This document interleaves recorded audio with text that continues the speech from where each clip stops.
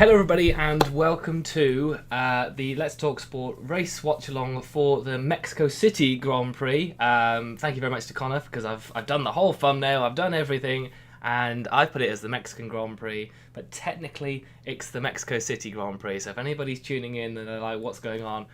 Whatever, let's just go with the flow. Thank you, Conor, for letting me know though, and it's still coming up, the Mexico City Grand Prix anyway. But hello everybody and welcome to the race watch along. Of course, joined by Conor Porter. I have actually got people on with the stream with me this time around. It's not just me absolutely waffling along on my own. So Conor Porter is here with me. So hello, Conor. How are you? Yeah, doing good. It's been a while since we've done a watch along together. It has. And I've got two things to notice so far. Okay. Well, one thing I can't guarantee is that there won't be any red flags in this race. Well, normally with me and you, that happens anyway. So. One thing I can guarantee is that there won't be any rain, because apparently on the weather forecast it says 0 chance of rain. So, you know, we're in the money. I think if we have a non-rainy race, you know, after what we've had previous streams being in Russia and the fiasco in Belgium. So yes, yeah, we're in the money, I think, already, and we've not even started the race, Jack. So yeah, fingers crossed. Fingers keep on going like this. Conor, as long as it's not like Belgium at all, then we're in for a good race, because that was depressing. That was 4 hours of my life I will not get back. Also alongside us, and we're trialing something a little bit different, so you can't see him on the screen. He's an invisible man this time around, but we have got Jamie Davies in our Zoom call with us, and of course he will be doing for the first time like a team radio commentary of what's going on. So at the minute I can of course hear Conor and Jamie, but I can't hear what's going on race-wise from the commentary team. So Jamie is here and he will be like filling in and letting us know if there are any major points. So hello, Jamie. Hello. It's like Eurovision when I go, it's London calling. Hello, Jamie. Yes, this is the Malpas delegate. We have got our results in, and the winner will be. I have no idea. I'm good. How are you? I'm very good. Look, because this is actually the first time. I don't remember the last time we did an actual F1 stream. Was it like Spain or something back in like the summer?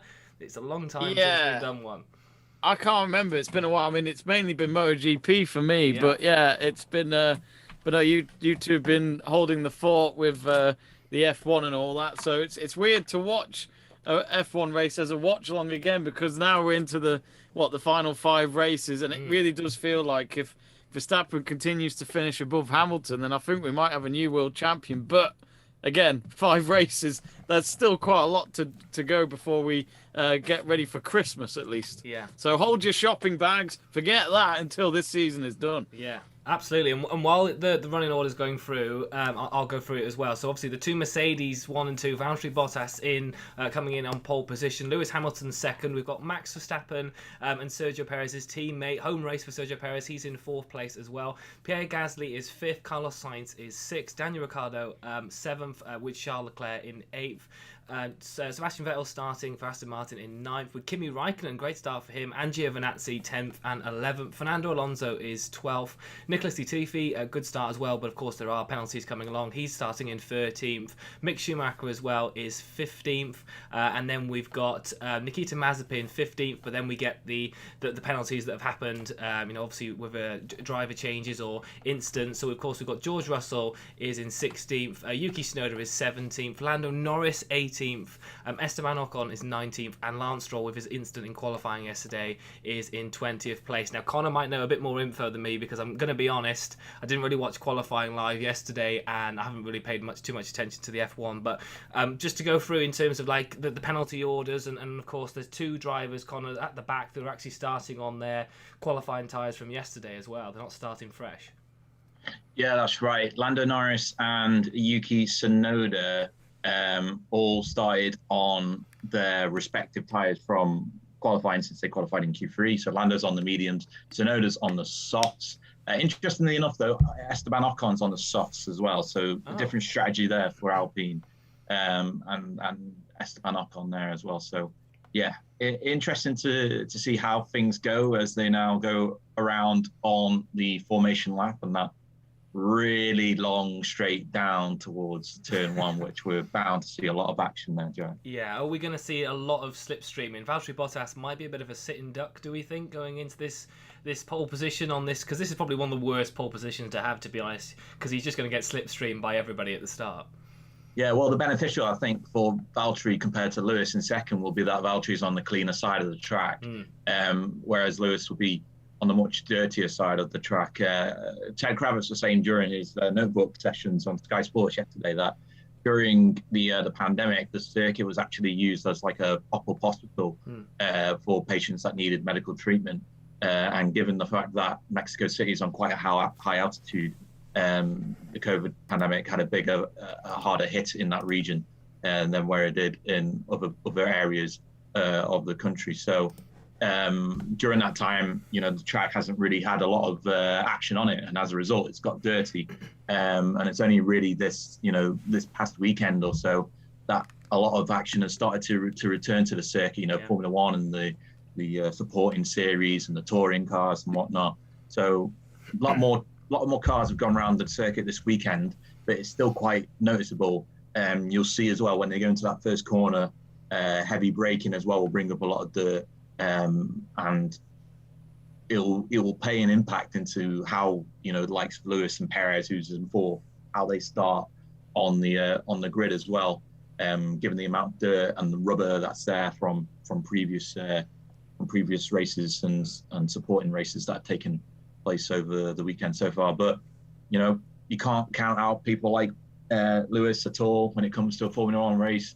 And you can't count out Perez as well in his home race as well. For the first time in 2 years, he's going to have a lot of motivation to do well in this one. Yeah, I'm pretty sure Jamie will be keeping an eye out for any of his team radio that pops up. That's for sure. But I know you're probably closer to it because I might be a little bit behind than the pair of you. So I'll just sort of I can see all the fans in the grandstand. So I'll let obviously Conor take the lead on the start because you obviously have that a bit further than me. Yeah. FIA Mercedes is actually on the team radio. I managed to hear it there because I got my commentary up quite a bit.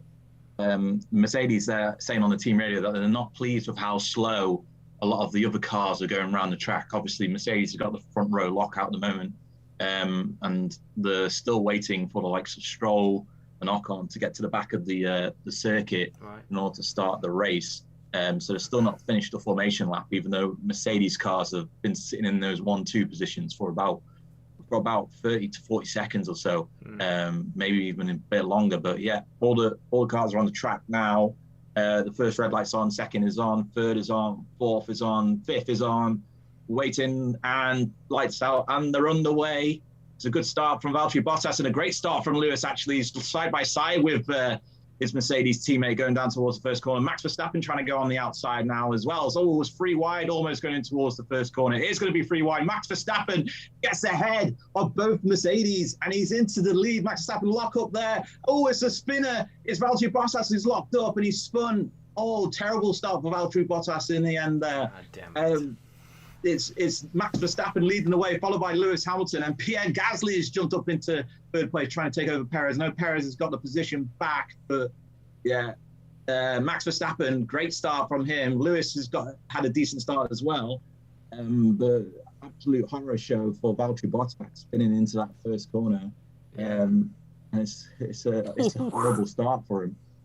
I'm just trying to see because they've literally just gone underway. So like you said, going free wide. I'm just trying to see with safety car is out. So safety car is out.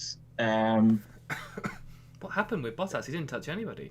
Yeah, Bottas is still going in this race. He's at the back of the order now. But there was a couple of spinners as well. It looks as though one of the McLarens has lost their front wing. So that's an early pit stop for them, just trying to figure out just from the order. Oh, yeah, 2 spinners in total. It is Yuki Tsunoda. Tsunoda has spun and is out of the Grand Prix. Flat rear right tyre for him and damage to his body, as well as Mick Schumacher. Mick Schumacher is out of the Grand Prix as well, parked up onto the side of the road. So, yeah, it'd be interesting to see what happens on the replays as to why these 2 cars are out, because you don't really see it on the start because they're too busy showing Max Verstappen and Lewis Hamilton driving away. Yeah. So I would say in terms of this circuit, obviously they got that huge main straight, and then it's very tight for all these F1 cars. With obviously them getting wider and wider each year. To have them all at that same point, as we see Yuki Tsunoda there, literally just parking his car. So like you said, he is out of the Grand Prix already. Daniel Ricciardo was the McLaren driver that lost his front wing. He's gone into the pit, so it's an early pit stop for him. And I imagine Bottas is going to go into the pits as well to get some tyre changes, and he's going on to the hard tyres. So can he stretch those hard tyres until the end of the race? It might be a bit of a challenge for him to do that. Ricciardo's going on to the hard tyres as well. It's an awful pit stop for McLaren. They just simply can't get the job done quick enough. Luckily enough, though, they are under a safety car at the moment, so they've got time to catch up. But yeah, McLaren won't be in a situation, neither will Bottas. They're showing the replay of it now at the start. And yeah, it was a great start for Lewis, so side by side with Bottas almost immediately, but Max Verstappen just getting the toe off Bottas immediately, going out on the outside, and then just swooped in, took first place. Bottas had contact with McLaren, and I'm going to guess it's Ricardo, and that just ended up spinning him. So it wasn't to do with the lockup or anything like that. Yuki Tsunoda had contact as well. Couldn't quite see who the contact was with for Yuki, so we'll just watch it on the replay here now. And yeah, just a lot of bumping and I think wheel tapping. I think in the end, Yuki rode over another part of a Formula One car and just ended up on one of the curbs, and that just completely ruined his day. So yeah, unfortunate for Yuki, but great start for Max. So yeah, I'm just trying to see that. Oh yeah, I can see. Obviously, Daniel Ricciardo went a bit too deep into that first chicane there, and obviously, like you said, just clipped Bottas. Going on to his his right rear tyre, sorry. So that was, him making that spin. So that, like you said, there wasn't any lockup, there wasn't any issue. It was literally that he was tapped by the McLaren of Daniel Ricciardo. And like you said, you can see Yuki Tsunoda looks like he gets hit by an Alpine actually, which sees him ride on to the curbs. And obviously that's his, like you said, his race over as well. I haven't seen anything in terms of Mick Schumacher and the reason why he's also out. But like you said, you can see the great toe Max Verstappen got from Valtteri Bottas. We were thinking, would it be an issue starting from pole position and having the other cars slipstreaming from there? But great start from Max Verstappen there. The only benefit, say, for Valtteri Bottas and Daniel Ricciardo now is because of that safety car. That of course, they are, going to be right on the back of the cars going forward as well. It's not like they're going to be a lap behind, so is a benefit for them too. And depending on how quickly they can clear the circuit, it adds a bit of extra life onto these hard tyres, so they can stretch out the stint a bit longer. Yeah.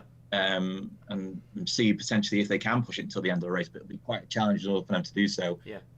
Just further notes really. When Bottas spun, it obviously created a roadblock in the middle of the circuit, which meant a lot of cars didn't have anywhere to go. And one of those cars was Esteban Ocon, who did cause the collision with Tsunoda on that side, or caused him to go over the bump on that side, I think. And as a result, he's out of the race. I wouldn't be surprised as well, just watching on the replay, I wouldn't be surprised if Daniel Ricciardo maybe got a penalty for that collision with Bottas. Just not braking soon enough, maybe. And Perez didn't go past that bollard. Mm. Perez went on the grass, but he didn't go to the left-hand side of that bollard when you see the replay as well. And they were told that if you went off the circuit, you had to go to the left-hand side of that bollard. He didn't do so. Whether they just say it's obviously first lap incident, we'll let it go, or if they're going to be stringent, really tight and strict with Perez for that. So we may see a penalty. Good job on Alonso actually trying to get out of the way of Bottas, who was the other way around as he was coming through the smoke there. So great manoeuvring from Fernando Alonso. Jamie, have you heard anything on team radios at all, or has it been quite quiet, or what's? Yeah, so funny enough, you talk about Perez. Perez actually said to Red Bull, the team, he basically said, that was my error, that's all my fault, that. And then looking back at the replay, he's not done anything towards the Bottas spin. So Bottas has straight away taken responsibility, but I'm not actually sure why. And then did he say enough, sorry then? Did he? Did he apologize? He said that's my fault, that's my error there for the incident. But when you rewatch it, it's one of the McLarens. So I'm not sure what happened with Perez. He obviously went off the track when it all happened, But at the same time, though, there was a lovely radio message for Max when he did the overtake on the Mercedes, and they just went, "Simply lovely, Max, simply lovely." So yeah, a good start for Red Bull, really, if you think about it, because Hamilton would have loved to have had Bottas up there to help him try and go for that lead. But at the moment, Verstappen couldn't have asked for a better way to start, and I think it sums up his form right now. Yeah. No, exactly. The safety car is going to be coming in this lap. They're just going around turn 10 and 11 now in sector 2 of the circuit. We don't have a circuit map, do we, on this stream? No, there is a circuit map on there. Yeah, there is. We do. It's very small. Just simply very small, and the corners aren't numbered. Yeah. The only reason why it's super small is because the track is so wide that I had to fit the whole track in. It's not like Canada or Monaco where I could have zoomed in. They're coming up to the stadium section now, so right before that start-finish straight and that last big U-turn corner on your mini map there. So yeah, Max is slowing down. Of course, that start-finish straight is right after the stadium section, and yeah, he is speeding up here now and getting ready to go. And yeah, he's got a great launch, and we're off racing here. And Max has got a brilliant start there from the Dutchman, followed by Perez and Gasly and Leclerc and Sainz, and Giovinazzi and Sainz and Vettel and Russell and Raikkonen make up the top 10, and no real changes from the slip except for just a few further down the field. Sainz and Leclerc taking over Giovinazzi, so Sainz got a good jump into 6th position there off the back of the Alfa Romeo. Just further changes down the midfield. Expected Norris to start climbing once the race is resuming. He has done. He's up to 13th now. But yeah, decent start from Max to get some between him and Lewis. It's up to 1 and a bit second now. One and change second. So yeah, that's good start, good restart from Max. I love how just as everybody crossed the line, the fastest lap went all the way from Verstappen to Ricciardo. Every single person had fastest lap for a brief millisecond there, but yeah, it looks like Latifi's dropped down the order as well. He was a little bit higher up as well.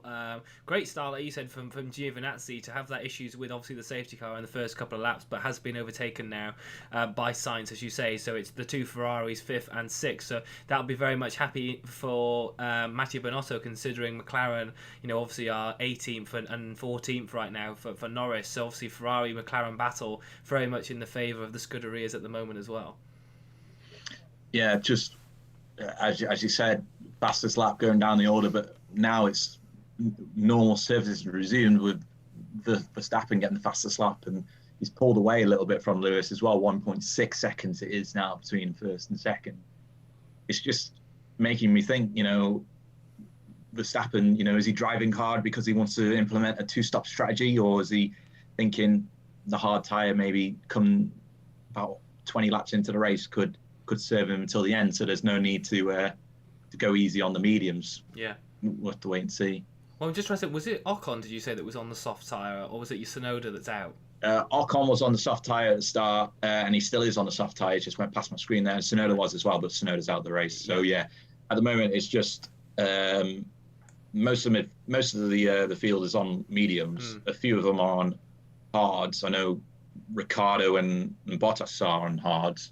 I can't remember who else, but Ocon's the only one that's on the soft tyre. Yeah, so that'll be interesting to see how long Esteban Ocon can last on that soft compounded tyre. We would expect it probably to only be around lap 12 or 15, but of course he has had that extra tyre life due to the safety car as well. So he should make a couple of places just with the fact that the tyre should be a little bit better in these first couple of laps or so. But like we all say, with the soft compound tyre, it will disappear away pretty quickly compared to the rest of the guys on the mediums. As we see a replay from Lance Stroll, because he was fighting with Ricciardo and Bottas. Was this on the first lap, or I'm just trying to see?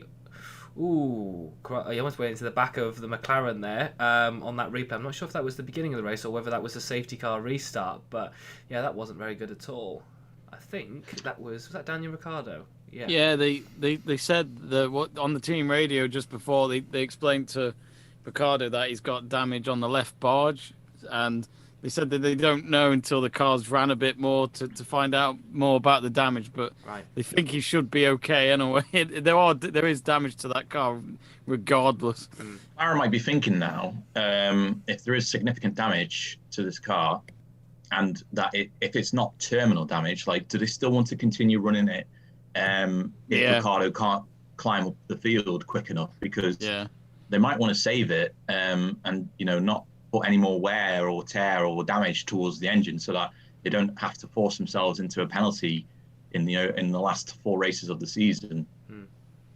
I think it's definitely something that they will consider. I think whether or not they have a look, because obviously, like you said, they're on the hard compound tyre now. So once everybody makes these pit stops in this first phase, and of course he'll make his way higher up the order. So there may be a couple of points on, but it will be depending on very much how long he can keep that hard compound tyre on and whether he can go.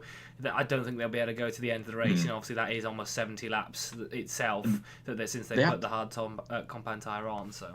They have to look as well where Ferrari are at the moment in 5th and 6th. Their main challenges in the constructors, of course. Yeah.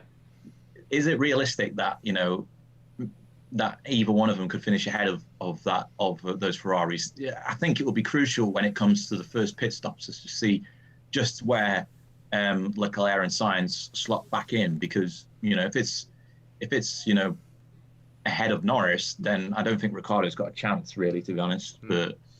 But we all know with the damage too, so we have to wait and see. We all know Ferrari have a good pit stop blunder in them, so there's always a possibility that they mess that up. So for McLaren, they probably won't be too concerned at the moment. They'll just probably wait and see how it pans out. But yeah, not great at the moment. But this is a nice little battle here. Kimi Räikkönen, who of course is finishing at the end of this season, having a little battle with George Russell. George Russell obviously takes the inside line, so manages to keep the position. But it's great to see Kimi actually fighting for a point at least, and not obviously fighting for around about 13th, 14th place, which sadly has been the case for Alfa Romeo and his last season in Formula One. But gap between Verstappen and Hamilton from my screen is around about 2.8 seconds. So bit of a gap now between Verstappen and Hamilton at the moment.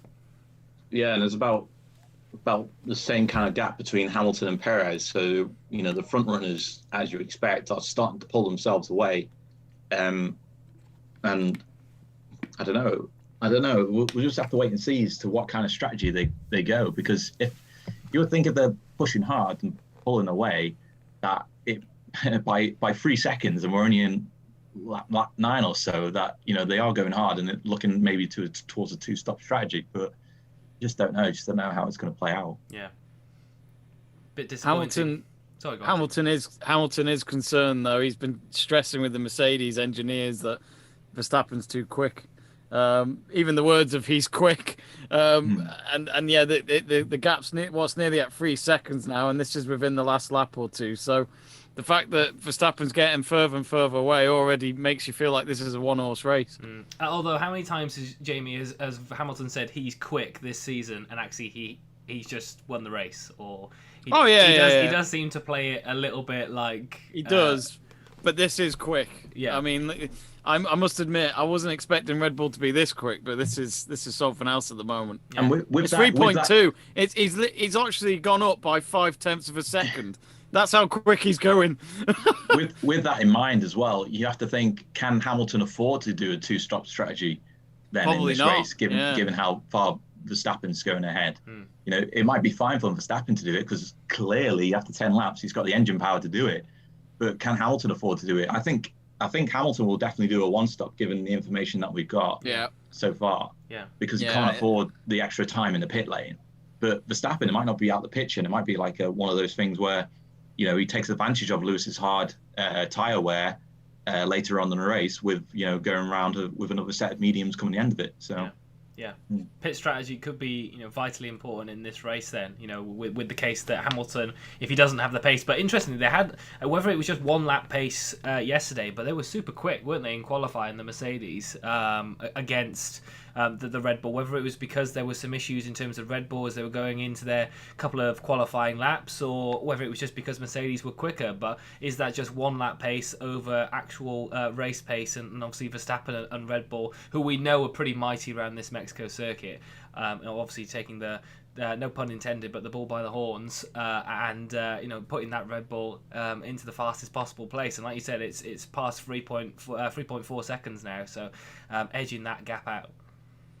Well, it's not just that; it's Gasly as well. Gasly's in fourth at the moment, but he's 3 seconds ahead of the Ferrari, and about 3 seconds behind Perez in third. So it's all splitting out between the field at the moment. Yeah, and you could say everyone's getting a bit of advantage off the slipstreams and whatnot, but the gaps are forming a little bit more, and the top three are definitely breaking away. And for Mexico, for the fans in Mexico City today, Perez at the moment is on the podium, so that'll be a great sight for him later on if he stays in that position.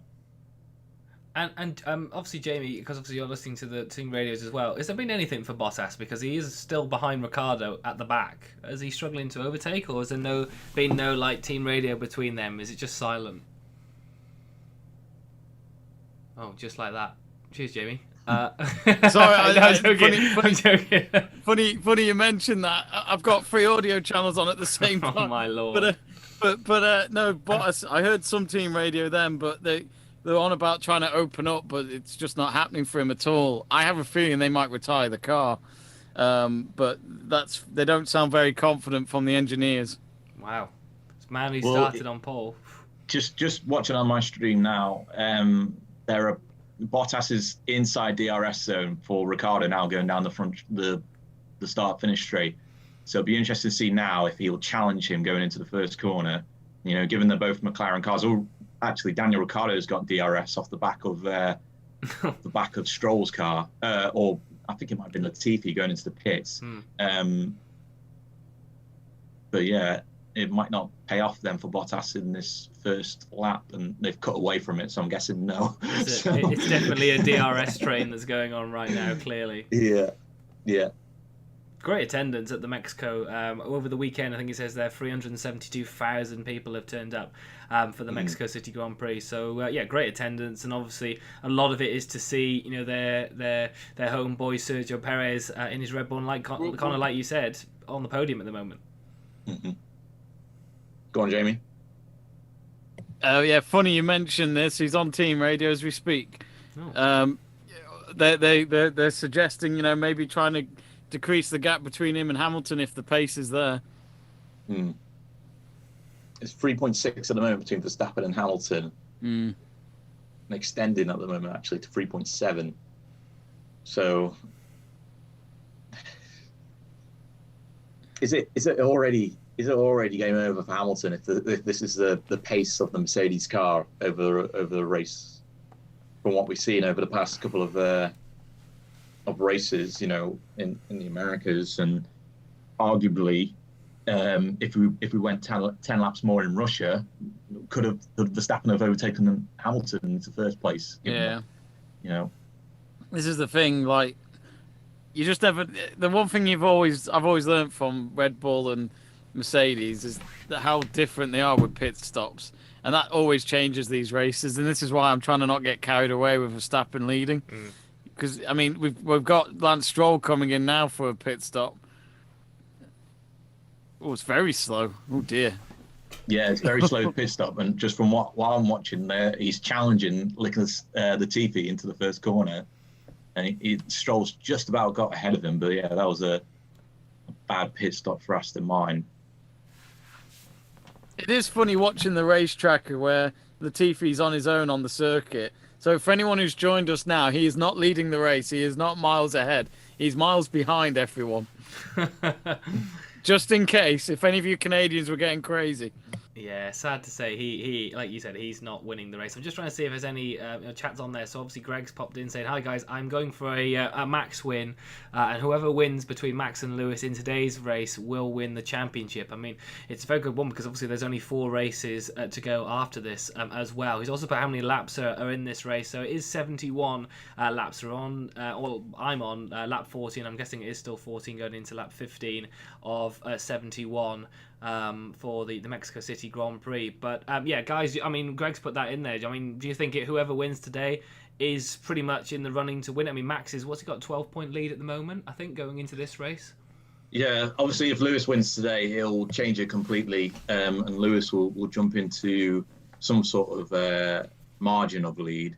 But the margin of lead, I think, if Verstappen was on to finish second, I think it would only be like 3 or 4 points. So it's more of a swing if Verstappen wins today, obviously with the 12-point margin already. But with the 7-point separation between first and second without the fastest lap, then that would be an extra 7 points onto Max Verstappen's total so far in the season. So it would be close to a race win if he was to go on to win today. So we're still looking at another race or so. Sorry, not another race or so. About another 3 races before we get a definite, before we get our first opportunity of a definite winner. But you know, with new races coming up like Qatar and Saudi Arabia, you know, you don't know what it's going to throw at you. So the door's not closed yet, I don't think, but it could start to be closed just a little bit if Verstappen was to go on to win today. Yeah. Because that hill for Lewis to climb would be a lot harder for him, being if it was a 21-point gap rather than a 12-point gap.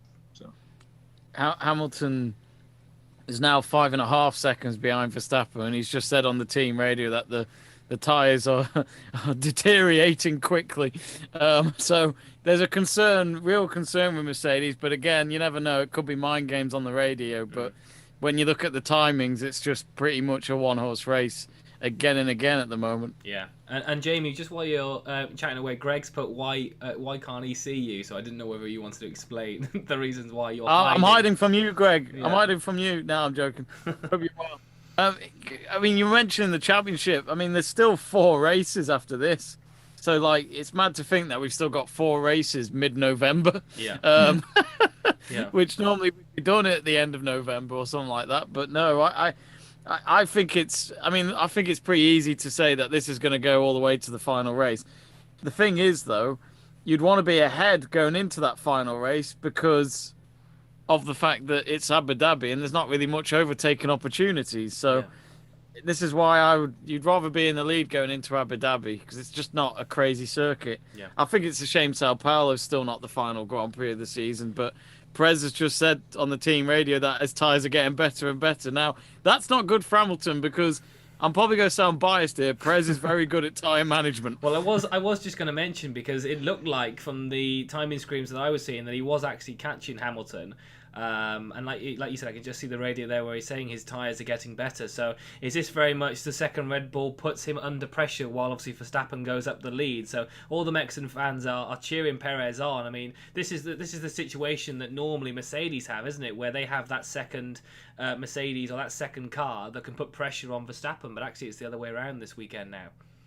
yeah, just looking at as you said, the timing screens, 1.9 between Hamilton and Perez is constantly moving between 1.7 to 1.9. So still another couple of laps or so before Perez can get into that zone of the DRS in order to get the advantage of the back opening of the spoiler on the car. But he's closing that gap, as you saw on the lap screens, by about 0.4 per lap. So, you know, we're looking at maybe lap 20, 21 to potentially see a challenge here from Perez onto Hamilton to go to second place. We'll have to wait and see. Seen a couple of cars coming in for pits and a lot of them going onto the hard tyres.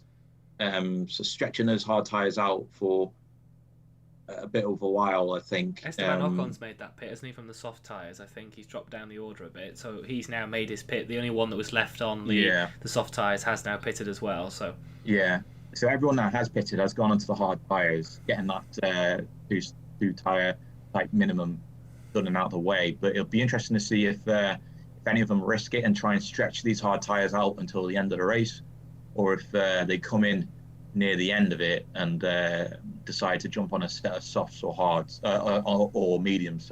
Yeah, probably the mediums would be the best strategy given how long the laps are around this circuit of about a minute and a half. So there'll be, I think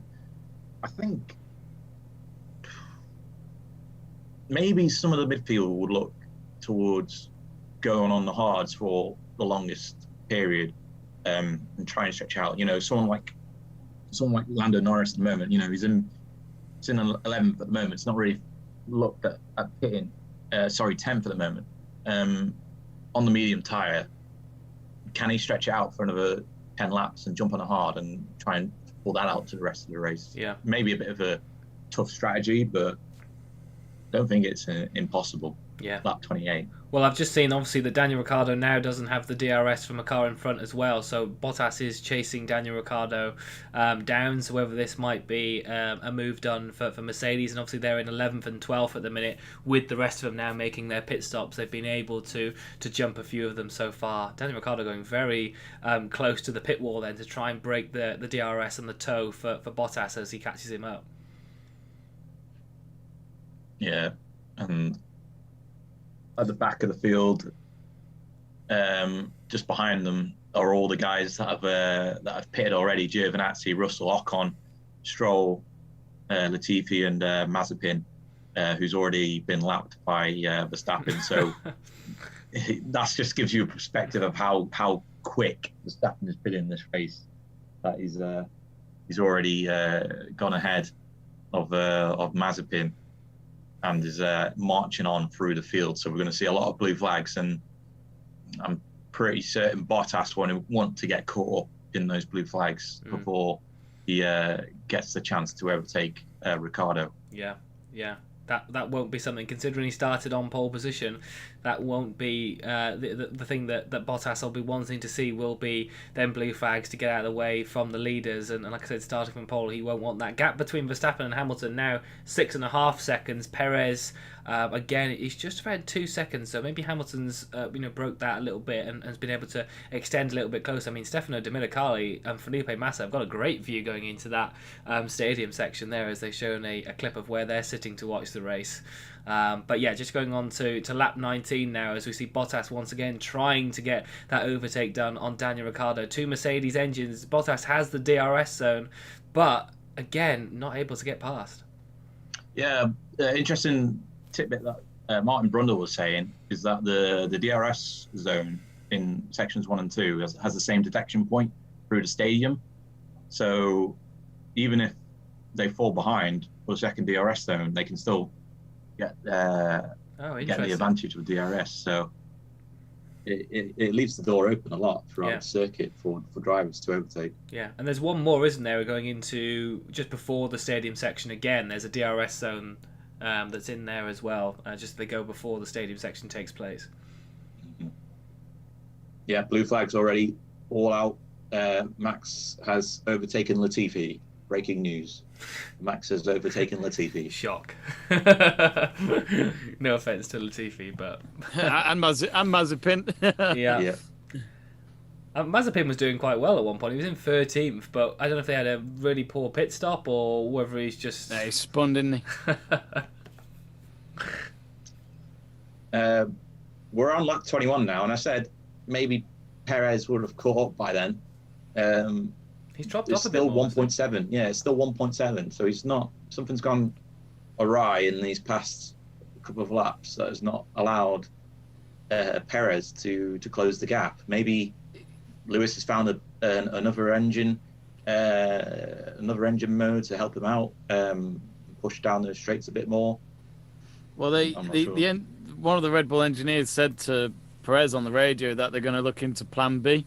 So I wonder if that Plan B is to help them improve what he's trying to do now. Since, as you say, Con, he's not really decreasing the gap between second and third.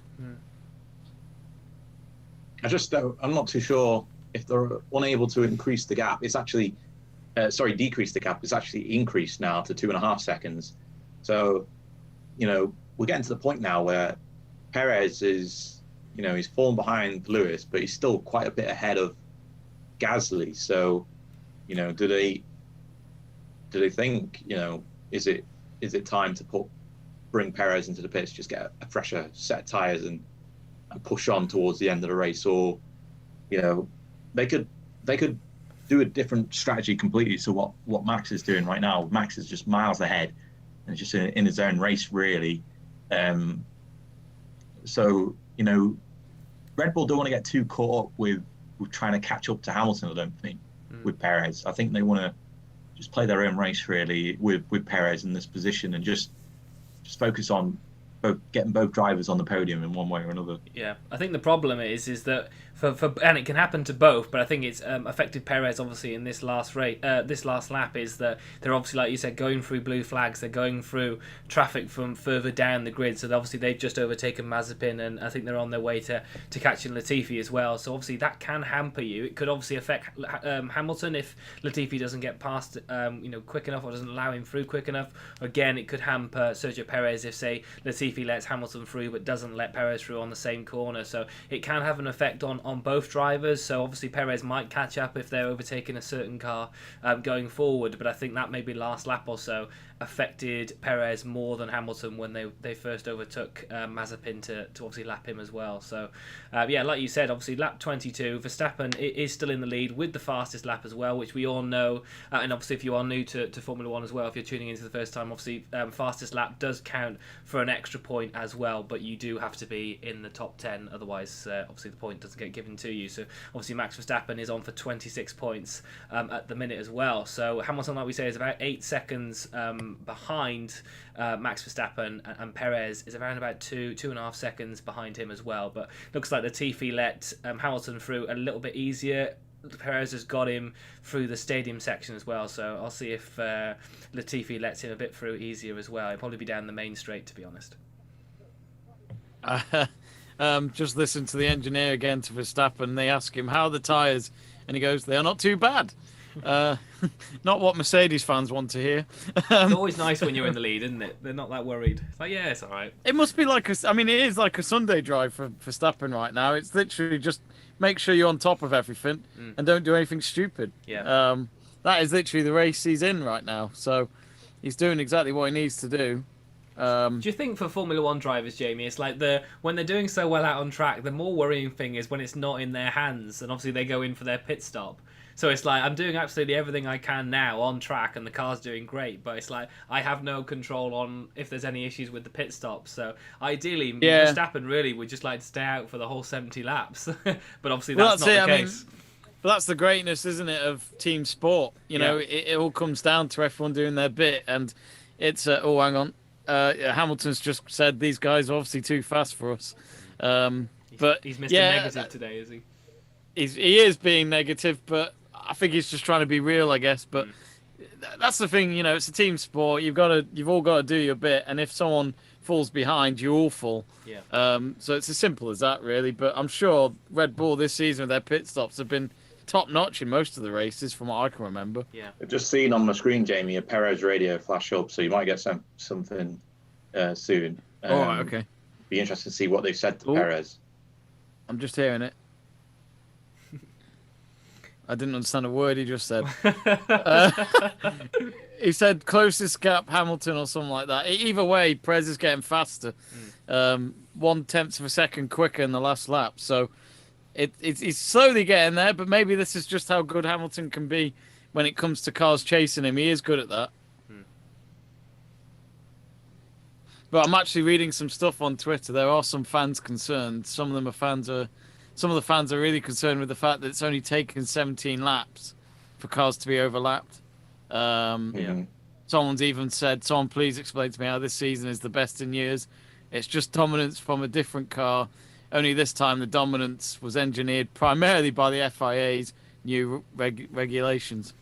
I mean, that's a fair comment. The only thing I would say that the reason why it's slightly different is just because it's been closer for two teams, I would say. And obviously, like we say, Red Bull has closed the gap, but it's not just like two Mercedes drivers fighting for it or two Red Bulls. It's, there has been two teams in it as well. But this is the thing, because like in 2017, 2018, you had Vettel, who was up there with Ferrari against Hamilton, but it didn't go on for this long. No. You kind of knew who was going to win. At least with this, you've got until the end of the season now, where it's kind of like when it was Alonso at Ferrari against Vettel at Red Bull in 2012. So I think we're getting a similar season than that. It's just one of those, isn't it, where honestly, I've been saying it for ages. I've been waiting for next season, to be honest. I want to see it when it's a lot low budget, lot more less budget for the bigger teams. Yeah. Yeah. Well, we're all hoping that does have an effect, and obviously, like, the aero changes, so hopefully cars can actually race close together as well. Hopefully that does come into place, but it may be that it takes a couple of seasons for the engineers to get that sorted. So they couldn't do it for the last 12 months or so because of COVID, Stay 2 meters and all that. Yeah, yeah. So, I mean, look, Bottas trying to take a move, on Ricciardo in the second sector. Just about kept his car out of Ricciardo there, but he came mightily close to losing control of it. Is that Bottas being angry from him taking him out, or? I don't know, but at the moment, still lap 26, Bottas is still behind Ricciardo, and he tried to dart on him going into one of the corners, but I think just lost control of the car on the acceleration, and almost went off onto the grass. So, yeah, still behind Ricciardo. And it's going to be a long day for Bottas after a horrible start to the race. Yeah. So it must be frustrating when you're a driver, and obviously we know Mercedes should be quicker than the McLaren, but when you're on a race circuit that maybe there aren't that many overtaking opportunities, and you're stuck behind the same car for the majority of that race, that must really irritate you.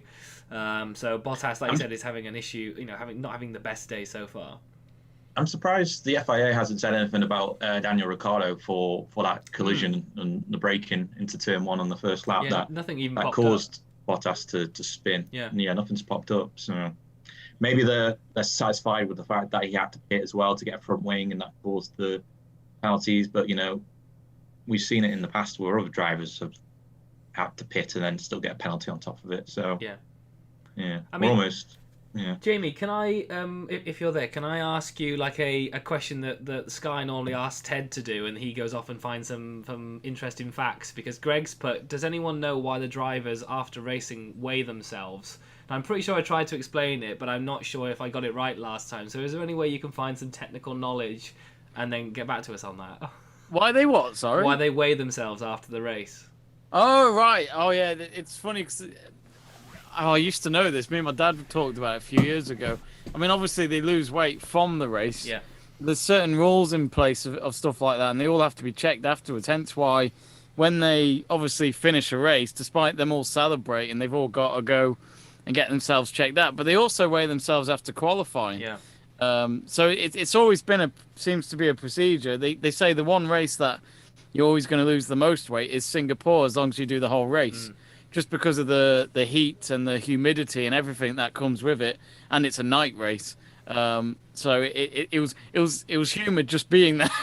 I'll never forget seeing those drivers come out of the car and just thinking, "Good God, they are sweating right now." Yeah. I know they'll be sweating as they are now, but compared to Singapore, it's nothing. Yeah. I will have a look. Obviously, the cars are in parc fermé conditions as well, so obviously there shouldn't be any changes from qualifying to the race. So I don't know if that also plays a fact, but yeah, hopefully we'll find some knowledge on that. They've just shown a graphic. Has Perez clawed some more time off for Hamilton? Looked like half a second on the last lap as well. So is he gaining again, Conor, or? Yeah, it's 1.8 now, so it's under the 2-second margin, but still not in DRS zone. So he's clawing a little bit back. But still not in the DRS zone. Hamilton, though, is steadily got 8 seconds between himself and Verstappen. So the timing, I think, has slowed down a little bit now, and maybe tyre wear is coming into play for one of the drivers at the very least. Probably most likely Verstappen. Yeah. But we're coming up to lap 28 now, and this is where a lot of the previews for the race itself have predicted that we'll start to see a flurry of the top 10 come in for hard tyres. So we'll likely go through another phase of pit stops, just to see if any of them go on to another set of mediums or go on to the hard. Because once we see a driver come in for another set of mediums, that'll be a first indication that it'll be a 2-stop strategy for him, given the fact that the field now in all the top 10 actually are on mediums itself, whereas everyone else outside the top 10 is on the hard tyre. So Yeah, I mean, to be honest, there's some drivers that I haven't really noticed, because obviously the action is very much on Hamilton, Perez, and Bottas and Ricciardo in the midfield as well. But I have to say, Pierre Gasly still in fourth position, doing well and maintaining that gap between the two Ferraris in fifth and sixth. And then you've got Sebastian Vettel doing well in seventh place. Kimi Raikkonen could score some points at the moment in eighth position as well. Fernando Alonso doing a good job for Alpine, when you consider obviously Ocon's down in 15th for the minute. Alonso's in 9th, and Norris is the McLaren in the points at the minute, with Daniel Ricciardo just outside it as well. But some good point scores so far for the likes of Vettel and Raikkonen, as well as Alonso as well. So, Mercedes garage getting ready to go. Hard tyres coming out. I'm guessing that would be for Lewis Hamilton. Yeah. I mean, unless they're going to, I'm going to say, is he coming in? I'm going to say it could be for Bottas to get out of this Ricciardo traffic, but. No, it's Lewis. Hard tyres for Lewis. Right. And yeah, that would put Perez into second place. Obviously, Lewis is going to slot in front of Gasly because of the timings, I imagine. Are we going to see Red Bull come straight back in? For Perez, no, actually, Gasly jumps ahead of Hamilton. Right. There. So yeah, Hamilton just about comes ahead of one of the Ferraris, Charles Leclerc. But Charles Leclerc's got the momentum. And he's overtaken him going into turn one. So yeah, Hamilton, after that pit stop, has slotted in between the two Ferraris. So. And what do we say, Connor? Is a Red Bull going to come straight back in as well themselves for Perez to cover it off, or? See, that's the thing. Do you think they'll say to Verstappen, Lewis is pitted. Do you want to pit now and go on to hards and go for it until the end of the race with these mediums performing for 30 laps? Yeah. It's possible. Yeah, it will be interesting. 21 laps to go. It will be interesting which Red Bull comes in, if any, on this next lap, because I'm sure they'll want to cover off in some form or another. And Verstappen's got the timings as well in order to do it. Yeah. And you could maybe say, Perez, you need to push now, 2 laps push, please, so that we can get some cover. Pit Verstappen, and then hope that Perez is able to come out in front of Hamilton. So there's team radio coming in for Verstappen. Yeah, I couldn't really hear any of that, unfortunately. Charles Leclerc's coming for pits now. So we're starting to see a few more coming in for pits now from the top runners, like you said, as we're getting into lap 30. I was going to say that it looks as though what Red Bull were doing there was that. Oh, what's Verstappen saying? Yeah, that's what I was intrigued to know. He sounds a bit concerned, but the whole engineers and all that have just basically gone, yeah, don't worry, Max, don't worry. So Charles Leclerc pitted in 4th, and he slotted back out in 9th position. So that's good news for Gasly. The fact that there's still points on offer for. Should he decide to come in for the pits with the rest of the bottom of the field on hard tyres outside the top 10, so that he'll still be able to climb at the very least up the order once the rest of the top 10 pit. But what kind of strategy does Norris implement? Because he's on the mediums at the moment, but it's not really climbed up the field, and now Leclerc's pitted ahead of him. Yeah. He's come out ahead of him, so what's realistic for Norris? I'm just trying to understand in terms of the Perez one as well, though, because it said Perez would had like a 55% chance of obviously keeping that position against Hamilton, but it suddenly then jumped to about 40%, and it looked like Hamilton would retake the lead. So it's a bit of a strange one for me that maybe one of the Red Bulls didn't cover off Hamilton making that move, whether they're confident in their own strategy that's going on, the tyre life for the Red Bulls, or I'm not quite sure. But in terms of Norris, I think he probably will have to pit in the next form or another to see where that takes him. But like you said, Conor, he's in 10th place, so obviously he's going to go way outside of the points. Probably Daniel Ricciardo's about 17 seconds, so he might actually slot in just past them, between maybe Bottas and Giovinazzi if they're lucky. Yeah, great pit stop for Pierre Gasly, who's come out ahead of Charles Leclerc and Alonso. So Gasly here has got provisional 4th at the moment after his pit stop onto the hard tyres.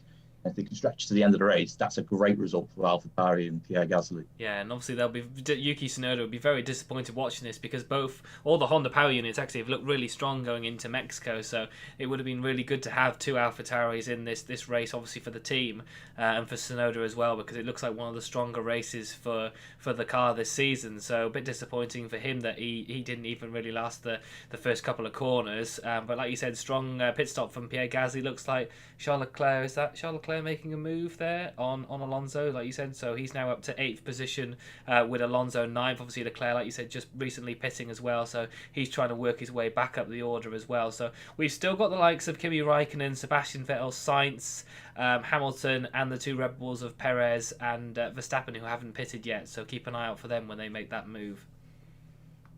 Yeah, Perez is climbing up the order, and they're saying to Hamilton on the team radio, I managed to hear that one, that they believe he's 4.4 seconds safe against Perez's pit stop when that occurs. So Perez has got a bit of work to do to close that gap. But box for Max Verstappen. So again, ready to pit Max Verstappen. Here he comes. Hard tyres out for Max Verstappen as well. Not a slow stop. And here he comes into the pit lane and across that line. So the pit limiter is on into the pit box. Here we go for Red Bull team and their pit stop. It's looking good, and it's a very good pit stop for them. 2.2 seconds. Nice and quick, nice and clean. Perez goes ahead to the bench marker. Max Verstappen, though, clear ahead of Lewis Hamilton. And that might be game, set, and match for Max Verstappen in this race, with still over 30 laps to go. So great. We'll have to wait and see if this hard tyre can stretch all the way. But yeah, Perez is ahead. for 3 laps maybe minimum. Don't stop. End the race now. But also a quick mention. This is great for the Constructors' Championship for Red Bull. Not just Verstappen if he does win the race, but for them to try and obviously get themselves a bit closer towards Mercedes in that department. Yeah. Vettel's pitted. He's fallen out of the top 10, it looks like, maybe. Oh, no, he's still in 9th at the moment. And Perez, I'm not too sure what they're saying to Perez on the team radio there. He's still not pitting as he comes around for lap 35.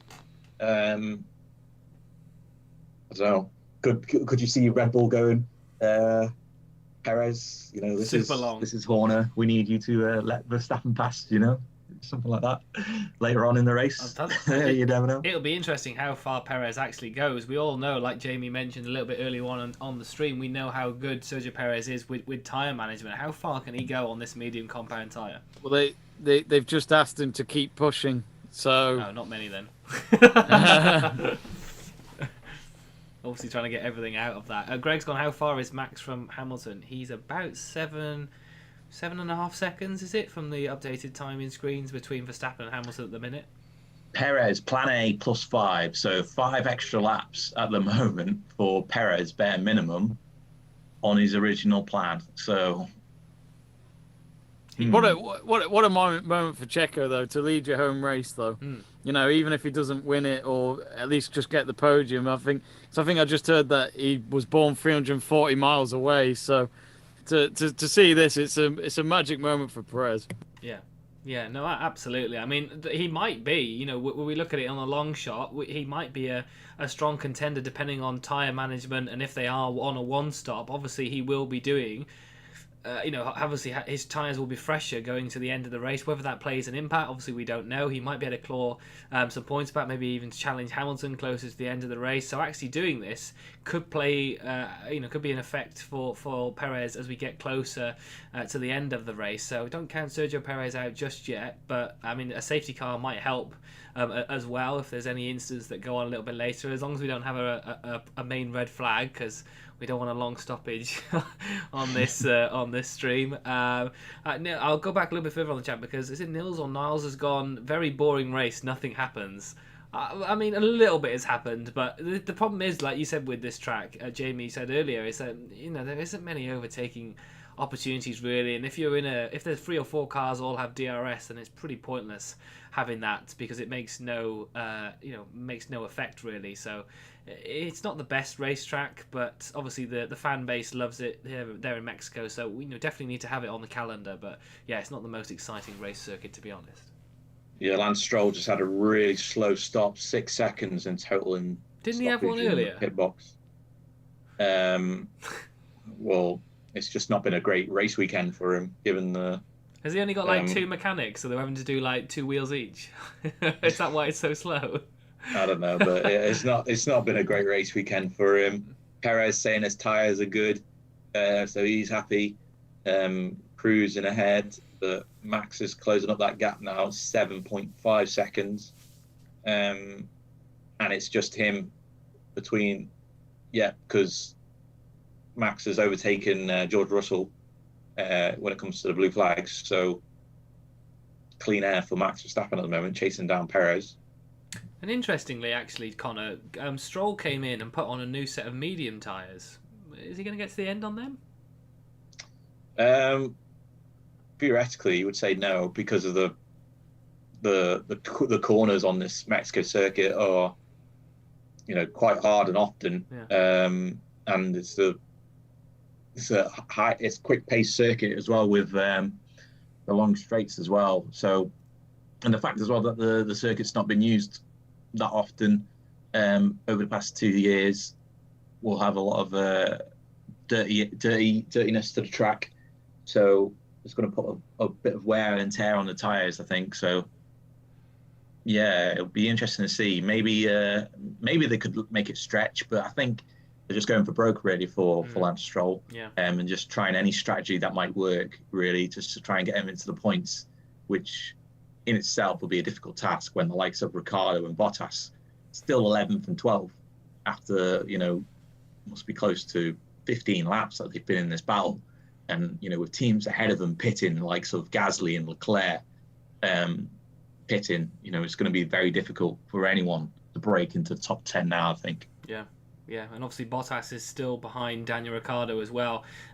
Just over a second, I think, from the timing screens I've got as well. So he still isn't having a great day behind the back of that McLaren. So as we stand, as we go into sort of lap 38 now, Sergio Perez is leading the race. He is the only one, I think, that hasn't pitted at the moment. Or if Lando Norris has pitted yet as well, I'm not too sure. So Max Verstappen is in second place, but of course he will take the lead of the race once Perez pits. Hamilton is in third at the moment. He does have the fastest lap as well now at the moment, so keep an eye out for that, because that extra point may be super important as we get to the end of this season as well. Carlos Sainz has overtaken I don't think he's pitted either, so Carlos Sainz is in 4th position with Pierre Gasly 5th, Leclerc is 6th, Fernando Alonso 7th place, Norris is in 8th, Vettel is in 9th, Kimi Raikkonen still holding on to that 10th place with Daniel Ricciardo 11th, Bottas 12th, Giovinazzi 13th, George Russell is 14th, Ocon 15th, Stroll has just overtaken Nicholas Latifi, so he's in 16th with Latifi 17th, and Nikita Mazepin still at the back of the grid. It's funny, they've just said to Perez that the pace is good at the moment, so they're all happy with him in that department. But good. It was interesting what people are putting on Twitter. Red Bull would love a safety car right now. For Perez to just pit during a safety car period. Yeah, and like I said, that might play a huge factor. I mean, the fact that Bottas is probably just getting angrier and angrier behind the back of Daniel Ricciardo, as he looks like, is he making that move again? Daniel Ricciardo does some great defensive work to keep Valtteri Bottas behind. He will get obviously that second DRS zone in the first sector as well. So can he, dive down the inside? But that McLaren's got great traction as we get going out with that first chicane. Again, Daniel Ricciardo plants that McLaren in the perfect spot to put Bottas off to try and make a move onto the inside line. Looks a bit squirrely again from the Mercedes driver of Bottas. He's not having. Daniel Ricciardo has pitted. Daniel Ricciardo is pitting. Right. So after that hard tyre switch following the first lap collision, he's going back onto the medium tyre. So 2-stop strategy for Ricciardo. Okay. Onto the mediums, 2.9 stops, so that's good. and he's going to slot out. It looks like it's going to be about 13th, maybe. No, here comes George Russell challenging the McLaren. Got a slipstream on him now, going towards the first corner. Can he take him? No. Daniel Ricciardo slots back into the race in 13th position. And on these medium tyres now, stretching until the end of the race, probably because he's seeing Carlos Sainz currently in 4th with his medium tyres on. And he's got a lap. He's got a tyre life on those medium tyres of 42 races. 42 races. Good Wow, God. that's a good tyre he's got on there. 42 laps for Carlos Sainz there on his tyres, on his medium. So yeah, this medium tyre is can be stretched out if managed correctly. Yeah. So obviously that's what Daniel Ricciardo do. How much of a impact that tyre has had for Bottas staying behind that McLaren as well. Perez is pitting. Sorry, Jack. Oh. Perez is pitting. Here he comes. Jamie. And here he comes. Verstappen's already taken him. He's into first place. Hard tyres for Perez. Here comes the stop. Uh-oh. Is it going to be a clean stop? Yes, it is. It's a clean stop. 2.3 seconds for Perez. Cool. Out he comes down the pit lane. Hamilton passes him, though, unfortunately, for Jamie. So Hamilton's into second place. Perez, he's going to slot out. Here comes Ricciardo and Ocon unlapping themselves, and George Russell as well. So he's just behind George Russell, but I think he's going to overtake him going to the first corner. Yes, he is. What a pit stop that was, though. Yeah. Perez comes out behind Hamilton, but he's of course got the fresher tyres, and he's likely, he probably will now go to the end of the race on these tyres. That is a good And stop. he's going to have Hamilton worried now, come the end of near the end of the race, I think, because it's a good tyre advantage that Perez has got. Given that Hamilton pitted for the hard tyres, about 3 or so laps earlier. So if we go a little bit into the future, if there's a safety car, if there's any issues a little bit later on the race, with the fact that Perez has got that stronger tyre life now as we get closer to the end of the race, if there's a safety car, would Mercedes... Bottas is pitted. Sorry to interrupt you again, Jack. Bottas is pitted. This is a horrible pit stop for Mercedes. Great. He can't get the front left on. Bottas has gone onto the medium tyres. So it's like Monaco. 11 seconds in the stop. It's like Monaco all over again when they couldn't get the tyre off. Great. Bottas should just give up for the day. But yeah, if it should just go to Alfa Romeo now. Exactly. If there is say like a safety car a little bit later on, with the fact that Perez will have stronger tyres, do Mercedes risk putting him on a set of mediums and going a little bit quicker, and lose that track position, or would they keep it in second place then and just hope that Perez doesn't catch him up? That's the problem. Yeah. Oh yeah, look at that. I'm not too sure, but just watching a replay of the Bottas pit stop, just awful. They couldn't get the front left off, and that was the main reason as to why the pit stop was so slow. But I bet George Russell's thinking, do I want to go to that team next season? But yeah, the Perez situation with the hard tyres, currently 9 seconds behind Hamilton.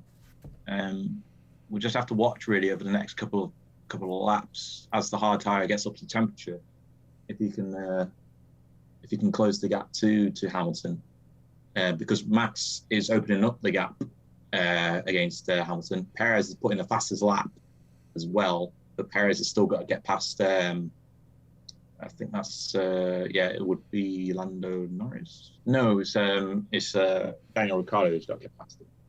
Just seeing that spark when that puff of smoke, was that out the brakes when Bottas came in for that pits then? They put the medium tyre back on, the spark that came out when they had the wheel gun trying to get the tyre on then.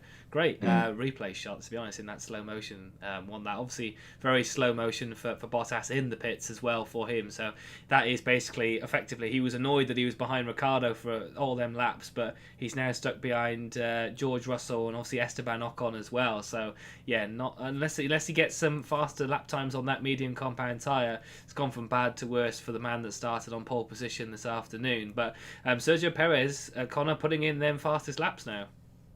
Yeah, Perez is putting in the fastest lap. Carlos Sainz is pitted and he's out ahead of Lando Norris, so a good pit stop for him. I think that's what a lot of the drivers are looking for, but that's what all the top 6 are safe now. They've all pitted. And good tyre management on that as well for the Ferrari guy, for Carlos Sainz as well. The fact that he got so far on that medium tyre. Mm-hmm. Yeah. So the next guy we're interested to see where he comes back out would be Lando Norris, because he's still on the mediums, I believe. Yeah. See if he when he pits and where he comes back out. So Lando Norris is Lando Norris the only person that hasn't pitted?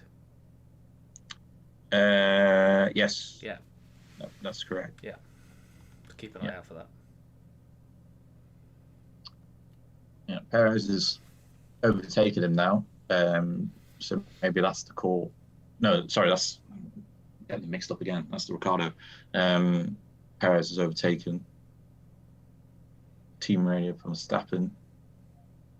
Ooh, Verstappen is saying he's got a bit of a problem with his front left compared to other people.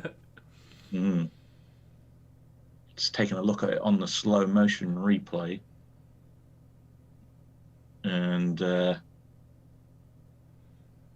yeah, does look a bit blistered. Does the F1 site have a live tracker of what the Constructors' Championship is like? Because Greg said, well, this might be a little bit later on, so I don't know if it's changed, but he said, as it stood, the Construction Championship would have been, or Constructors' Championship would have been level in terms of the points. So that would have been interesting if that was the case going into the Constructors' Championship, because obviously that's the one that the teams are more interested in. So that would be close if they are, almost level going into with just 4 races to go. So yeah, that is a very interesting factor if that is the case as we go, say, leave Mexico, for example. Well, if things finish how they stand right now, Mercedes would have an extra 18 points because of Hamilton's second place position. Right. So that might have been when the 2 Red Bulls were first and second then. Yeah, potentially. Lando Norris is coming into the pits now and he's going onto the hard tyres. See how the pits goes for him. It's a bit slow for him, unfortunately. It's still okay, actually, 2.8. Going to the end on these hard tyres, but he's going to come out behind one of the Red Bulls. So the Red Bulls have got the lap back on him. But more importantly, he's ahead of Giovinazzi and into 10th position. So the points on the board for McLaren with Lando Norris so far today after everyone's now pitted. So good pit stop for Norris. Yeah, and 46 laps on that medium compound tyre as well. So great job again for Lando Norris and the McLaren. Yeah, Ricciardo's just been on the radio and they've told him that the medium tyre was a good choice at the moment. So it's they're happy with that. But fair dues to Lando Norris. That's he made sure that was the last person to have now gone for a pit stop. And to stay out for that long, he's done really well. Yeah. And 10th as well with fresh new tyres. Yeah, looking good for him. But sums up his year really. So right now, with Hamilton in second, that's 18 points. So that would climb Mercedes up to 478.5 points because of Belgium. And rain. Yeah. With Red Bull in first and third with fastest lap, so that's 25 plus 15 plus 1. So we've got ourselves 41 points there. Red Bull at the moment are on 437.5, so they will go up to 478.5. So they will be level. Those points could change. I have a feeling Perez might catch him up. Yeah, there's enough laps there. So as things stands right now, with the fastest lap going to any one of the Red Bulls, the they would be level in the constructors at the end of the race. So, yeah. And I think it's really I don't think there's any chance of Bottas finishing in the points, unfortunately, with everyone that's pitted. They have to try to find a way with the medium tyres, and it's working at the moment because he's just overtaken Ocon.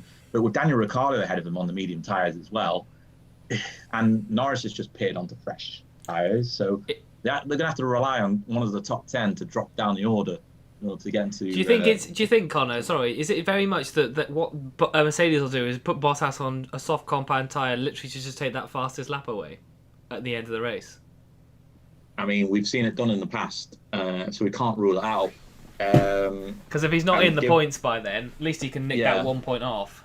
There's nothing to gain from him for him finishing, 18th instead of 12th or 13th, wherever he is right now. Yeah.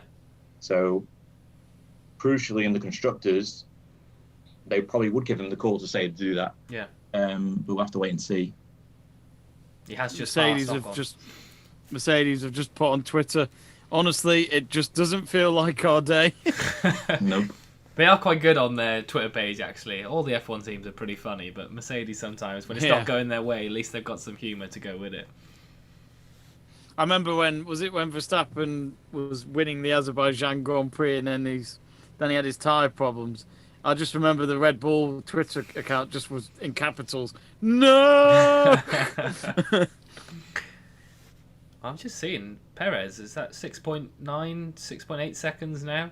It said striking distance around about 18 laps to go. Yeah, then it said 13 out of nowhere, which was a bit of a dramatic change. Okay.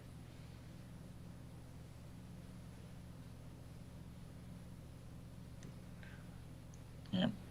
I do quite like these probabilities because during the Djokovic-Medvedev match earlier, it kept saying Medvedev, and then on the last few games, it completely changed towards Djokovic.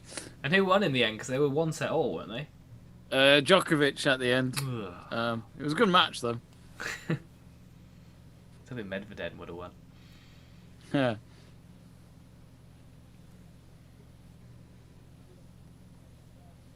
Pierre Gasly's still doing pretty well. I would have thought by now. I know, like we said, the Honda power unit is pretty strong around this Mexico circuit and probably will be the same as we go to Brazil. But I would have thought maybe the Ferraris might have challenged him a little bit. But he's very much still 5 seconds between Leclerc. So another strong race without really seeing much from him, from Pierre Gasly, really. Perez has just overtaken Mazepin, so now he's on the hunt for Hamilton. Is that 2 laps now? Is he been lapped twice, or maybe with pit stops it might have been 1, but I don't know. He's pretty depressing if you're in that Haas this season. Hopefully next year it improves. Hopefully. Hopefully. well, our good friend Burgoyne bought a Haas cap recently, so I'm sure that money will go a long way towards next season's car. That extra tenner. Yeah. Bloody hell, that's cheap for an F1 cap. Well, it is Haas. I was rounding it down. No offence to them, but... Well, Connor will tell you the prices. He's got the whole collection. Yeah, he's hiding it in the background. He's blurred it out, but we know there's a huge collection of McLaren hats there. I know what his next cap is, that's for sure. Yeah, well, it's yours as well, isn't it? It might have to be. So yeah, as it stands, with looking at the drivers now, as it stands with Verstappen in the lead, Hamilton in second, neither one of them got the fastest lap. Verstappen would be ahead in the drivers by 19 points. So that's over big margin. Place. Yeah, big margin going into the final couple of races. I'm feeling quite nervous because they've just told Perez you're going to catch him. And obviously the crowds are going to go crazy if this happens, but you never know what can happen. And it's, this could be good or bad, I think.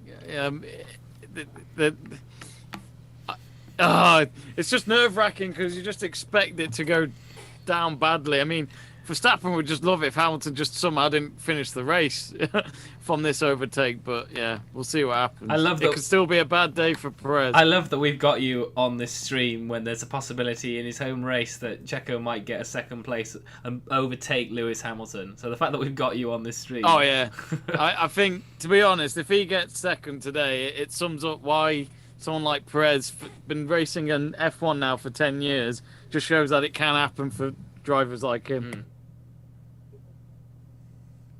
Crowd's going to go mental as well if Perez gets it. Oh yeah, this is like the equivalent of Mexico beating USA at a Gold Cup final.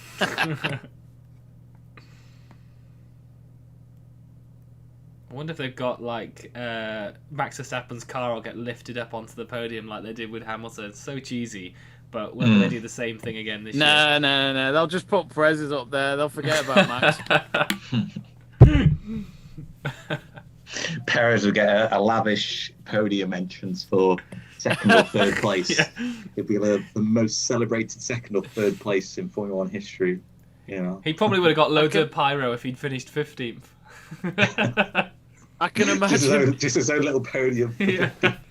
I can just imagine, you know, when they have that announcer who says, and the race winner, Sergio Perez. I mean, sorry, Max Verstappen.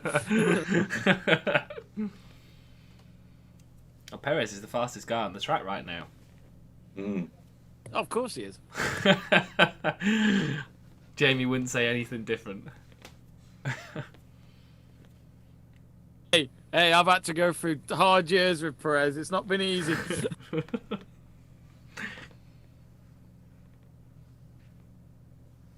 it's 5.5 seconds now, the gap between Hamilton and Perez. So that is probably the tastiest on-track battle we've got. Although, for Valtteri Bottas, he is only 1.2 seconds behind Daniel Ricciardo, which will just make him even more depressed. He's passed Ocon and Russell, and here he is now, right behind Daniel Ricciardo again.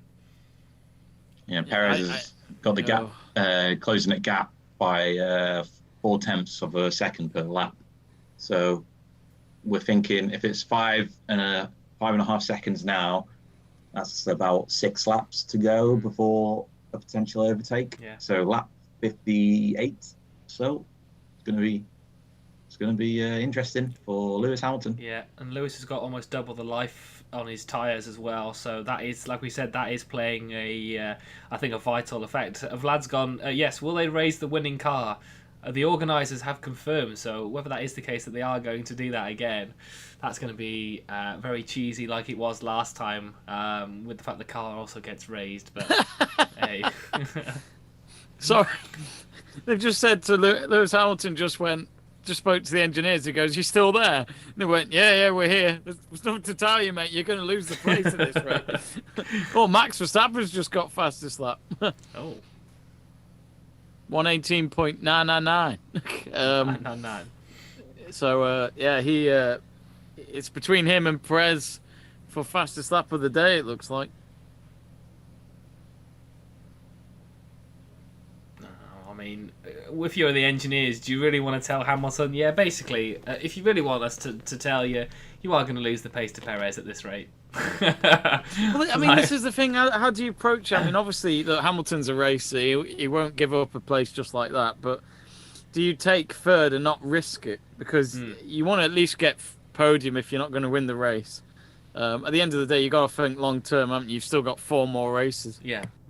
And obviously, Conor said that. And we're going to 2 unknown territories in F1, so this is where it's all up in the air. Exactly, and obviously Conor said that the gap would be about 18 points in the championship if it stayed as it was. But ultimately, you know, that if Max Verstappen has a DNF in the next 4 races and Hamilton wins the race, you know, it's still up for a chance. So you know, obviously, it's not that Hamilton's not out of it if it stayed as it was, or even if he finished third. So yeah, I think absolutely he has to take at least a podium finish in this race, even if it is that he loses it to Perez for second. I just think it feels like the Rosberg season again, where it's probably happening too late for Hamilton, where he will be in contention on the final day, but will it be too much? And I think Verstappen's a much better racer than Nico. I always remember that last race in Abu Dhabi. Was it when Hamilton was holding Rosberg up and Paddy Lowe was on the radio? I'll never forget Nico Rosberg's overtake with Verstappen. That was a heart and mouth moment. Yeah. Because it was like, it's now or never, mate. Yeah.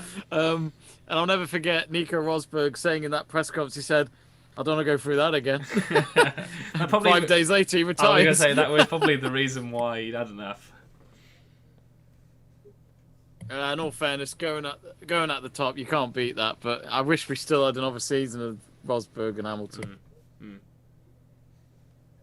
Gap now 4.5 seconds for Perez and Hamilton. Whether traffic's going to come into play, I'm not sure. I don't think there's any traffic between them now. So it will be that Perez 4.3. So he is closing the gap each lap that goes by. We're on lap 54 out of 71. Lewis Hamilton, gap between him and Verstappen is around about 13-14 seconds. So obviously Verstappen is a little bit cozy up at the front. Has, just like Jamie said, set the fastest lap. So obviously wasn't happy that his teammate had that extra point. He wanted to take that straight back. So Verstappen is obviously in the lead with that fastest lap. Hamilton in second at the moment, but Perez is very much closing him down now. Gap to 4 seconds dead. So I think 3.8. So it just keeps going down as the laps progress. So this is very much that Perez is going to chase him down here. So if you were Hamilton, if you lose this place now, when you look at the gap between third and fourth, would you try and get fastest lap and change your tyres? Well, we said that. No, because you would lose points for Hamilton, wouldn't you? You want to lose points, so it would have to be Bottas. You can't have Hamilton pitting, because otherwise he's going to lose too many points. But the only thing would be, the gap would be 33 seconds between, if Hamilton was in third, and obviously Perez. Well, if they have a slow pit stop. Well, this is the thing. That's the gamble you have. It's too risky. That's the gamble you have. Just one point. If you have too risky. Whereas we saw Bottas's pit stop earlier. But we have seen it from Hamilton when he hasn't won a race. He knows where his deficit is, but he still goes for it. Yeah. But as Conor just said, like what happened with Bottas as well in that pit stop. So it is so nerve-wracking. Just for that 1 point. But that's the beauty of that 1 point. Now it's such a good idea. Yeah, you have to think of it as, if Perez does overtake Hamilton, Perez would jump into 18 points and Hamilton would jump into 15 points. Do you really want Hamilton to lose 15 points for the sake of 1 point? Yeah. Or would you rather have? Or would you rather have Bottas, who's not in the points at all right now, come into the pits for a set of softs? He's in the same car, and can produce fast laps, as we've seen already around the circuit, with him being in pole position. I think he has to. The fact that he's still behind Ricciardo again now, obviously having that issue in the pits, he probably might have been able to chase him down a little bit closer. Yeah, but another 10 laps or so, if he's not overtaken Ricciardo, they'll say, it's time to come in and get the softs on and get a couple of installation laps in and then go for a fast lap to get this extra point. Absolutely, yeah. Mm-hmm. And of course, let's not forget, if Mercedes don't win the World Championship, they could at least win 8 World Championships in a row in the Constructors. That's quite mad. Well, I think ultimately that's what Mercedes would be more interested in. I mean, no offense, because obviously they have Lewis Hamilton as their driver. But they will they'll want to win both because it's an even better record if that's the case. But the fact that if they could still have the opportunity to have 8 constructors titles in a row, then constructors is more important at the end of the day. It's the money. It's what gets you the big sponsors and. The drivers, we look at that more importantly because of who they are. They're like superheroes out there. It's down to them. The media address that more. But, the constructors is way more important. MotoGP today, Ducati secured the constructors, yet they didn't win the World Championship. And Yamaha, even though they had a world champion last weekend, they're absolutely gutted because they've missed out on constructors.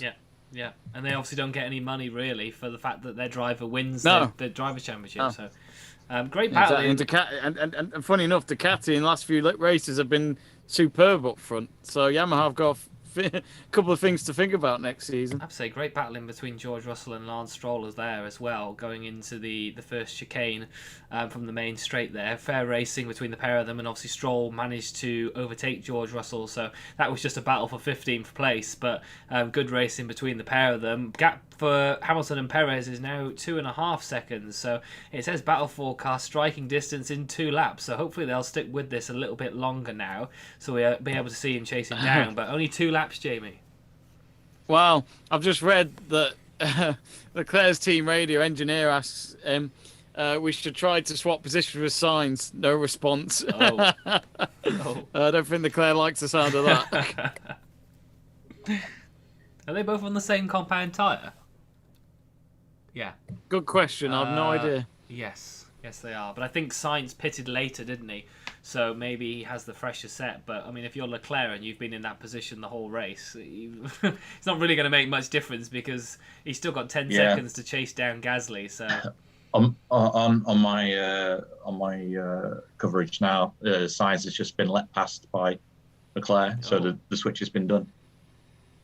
Oh, and really close. Perez is 1.6 behind Hamilton. He's coming down the straight. 59. So we are at the point now where I thought some striking distance may happen, but Perez still about half a second or so outside of the DRS. So.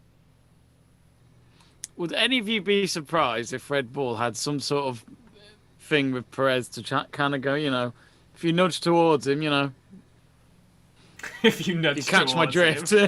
Well, let's be honest. The Drivers' Championship would be a lot bigger gap if Hamilton doesn't finish. I think, now. honestly, Jamie, I think if that was the case, Hamilton would do a full Schumacher and chase, go down the pit lane, and try and find David Coulthard. Yeah, he'd do that to Perez, no doubt. That face Michael Schumacher made Absolutely. That day. My God, it looked livid. Like a killer. Yeah, he was livid, as you would be, but.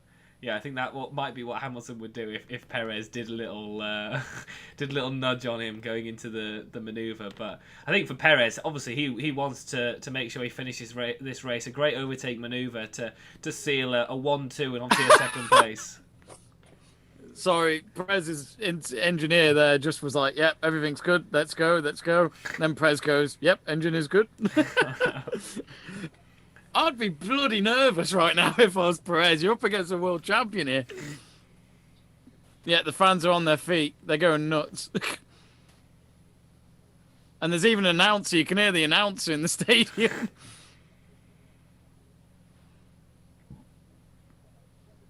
.1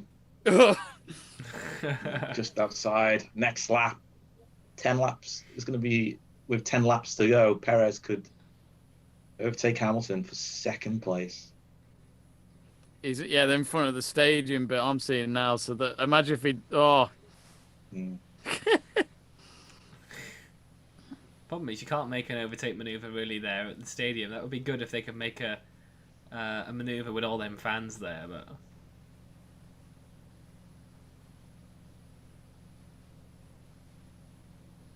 Yeah, and all while that's happening, you got Hamilton trying to get past Lando Norris. Yeah, Lando Norris. Yeah. Alonso's just in front as well. Kimi Raikkonen's having a good race in the Alfa Romeo. Not really talked about him, but he's in 8th for the moment. Yeah, because Vettel's doing the same in 7th.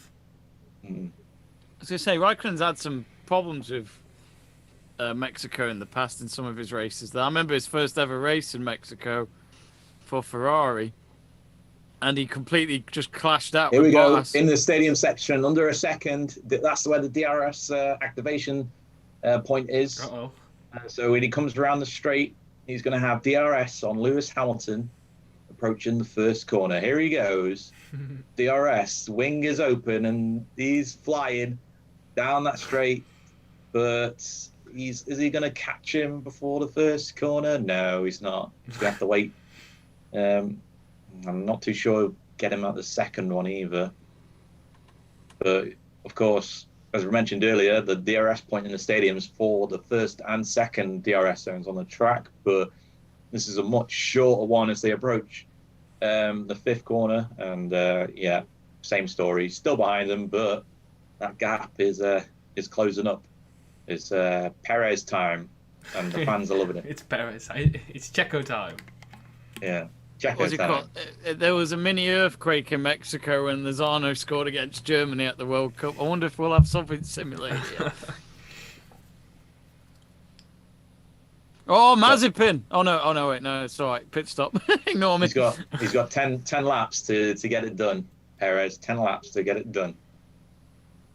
Well, he's winning the driver of the day poll on the Formula One. While you're obviously going through it, Conor and Jamie, I'll add it on to see what everybody's thoughts are on our driver of the day as well. And here we go. Take two. Perez and Hamilton down the main first, starts finish straight. Perez, DRS open. We're getting to a point though where Hamilton is starting to catch up to some of the back markers a little bit and towards Norris.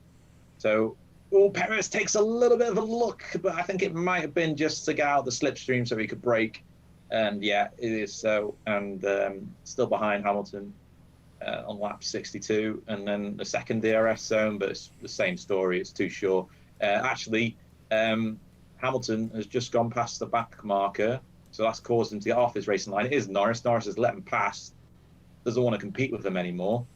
So now, crucially, actually, because Norris has let Hamilton and Perez pass, there's no chance now, I don't think, of Hamilton having any sort of DRS down the start-finish straight for the next lap. Yeah. So, advantage Perez here. Huge advantage for Perez now because Lando Norris is out of the equation.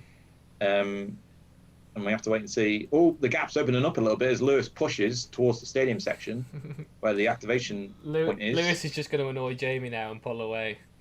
Yeah, all the fans are cheering and they're like, when's it happening? 0.9 between the two drivers as they go through the stadium. So Perez should have DRS here, but Hamilton's pulling away a little bit.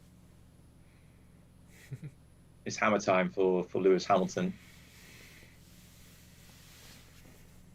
Right, so our driver of the day, sorry, Connor, our driver of the day is up. So everybody, obviously get voting. Sergio Perez is chasing down Lewis Hamilton. Where do you think is he worth driver of the day? Obviously, get your votes in now. Is it Lewis Hamilton? Is it Max Verstappen? Or is it somebody else? Get your votes in now, obviously, to let us know who you think your driver of the day is. But Sergio Perez very much chasing down Lewis Hamilton now for this second place.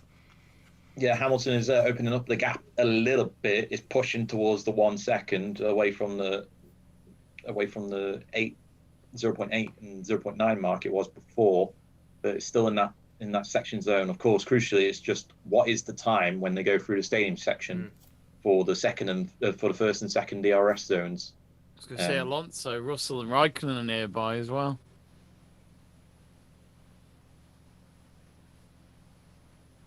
I'll say it's not about Perez. Sorry, Jamie. Just as mentioned before, it's coming up to that point now where Mercedes will think about boxing Bottas, put soft tyres on and go for the fastest lap just to take the point away from Red Bull. And yeah, as they went through the stadium section, unfortunately, Perez is outside of DRS, so Hamilton is pushing away. No DRS for Perez this lap.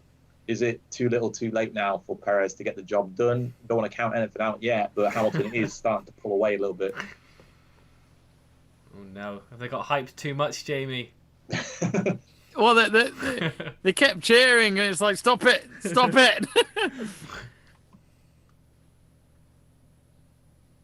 I mean, thanks for everybody, obviously who's been sticking with us for the stream. There have been some quiet patches, of course, in this Mexican Grand Prix. I think the pit stops obviously helped during that phase as well. But as we're on lap 64 out of 71, it is getting a little bit tasty, obviously, between Sergio Perez and Lewis Hamilton. It's the only battle, really, that's going on track at the minute. Everybody else is around about 2-3 seconds minimum. So it's very much just Perez and Hamilton that are within that 1.5 second window between each other. So we are getting into a bit of traffic now as they chase down Alonso and Raikkonen, so whether that plays a factor as well. So keep an eye on that. But this is very much, as we get into the final few laps of this race, the most important battle that's going on track at the moment. Blue flags, crucially, Hamilton's going to get DRS here on the start-finish straight. Gap between Hamilton and Perez is 1.3, so Hamilton's going to get DRS here, I think, for the back markers. No, he doesn't actually, so he was a bit slower than expected. But he will get it next lap if they don't move out of the way, these back markers. And Russell is letting Hamilton past as I think that was Ocon that may have overtaken him and gone away, or was Alonso. Yeah, it was Alonso actually because of the situation on the track. But yeah, and now Perez goes through on the second DRS zone across from Russell. And now back behind Hamilton, but Hamilton's still got to get past Alonso here, and Alonso's not going to exactly. Alonso's not going to let him pass, is he? Oh, I say that, but he just lets them pass. Oh. Bottas pitting. Right, He's on. So here we go. He's on for fastest lap now. Soft tyres are on. And so, here we go. We've got Bottas, installation lap, and then we've got 5 laps after that for him to get the fastest lap. Yeah. And you would think with the soft tyres, he'll get it done. Yeah. Wait, he's right in front of Verstappen. That means he'll try and crash into him. Timed to perfection. Toto's been on the radio. Yeah, exactly. I tell you what, those cars between Perez and Hamilton have certainly helped Hamilton up. Yeah. I think the fact that Lewis was able to catch up to Norris at a crucial point and get some clean air was big for him, because he was able to push the car a bit more. And now that gap has extended to 2 seconds. So, yeah, that could be it. That could be our order then. Verstappen, Hamilton, Perez. Jamie, I need a bit more inspiration. Connor's saying it's it unless already. Hamilton Come on, crashes. I need a... Well, I've just heard that he's overheating his brakes, Hamilton. So there's concerns over that, but that's just because of the cars that they've had to deal with in front of them. Yeah.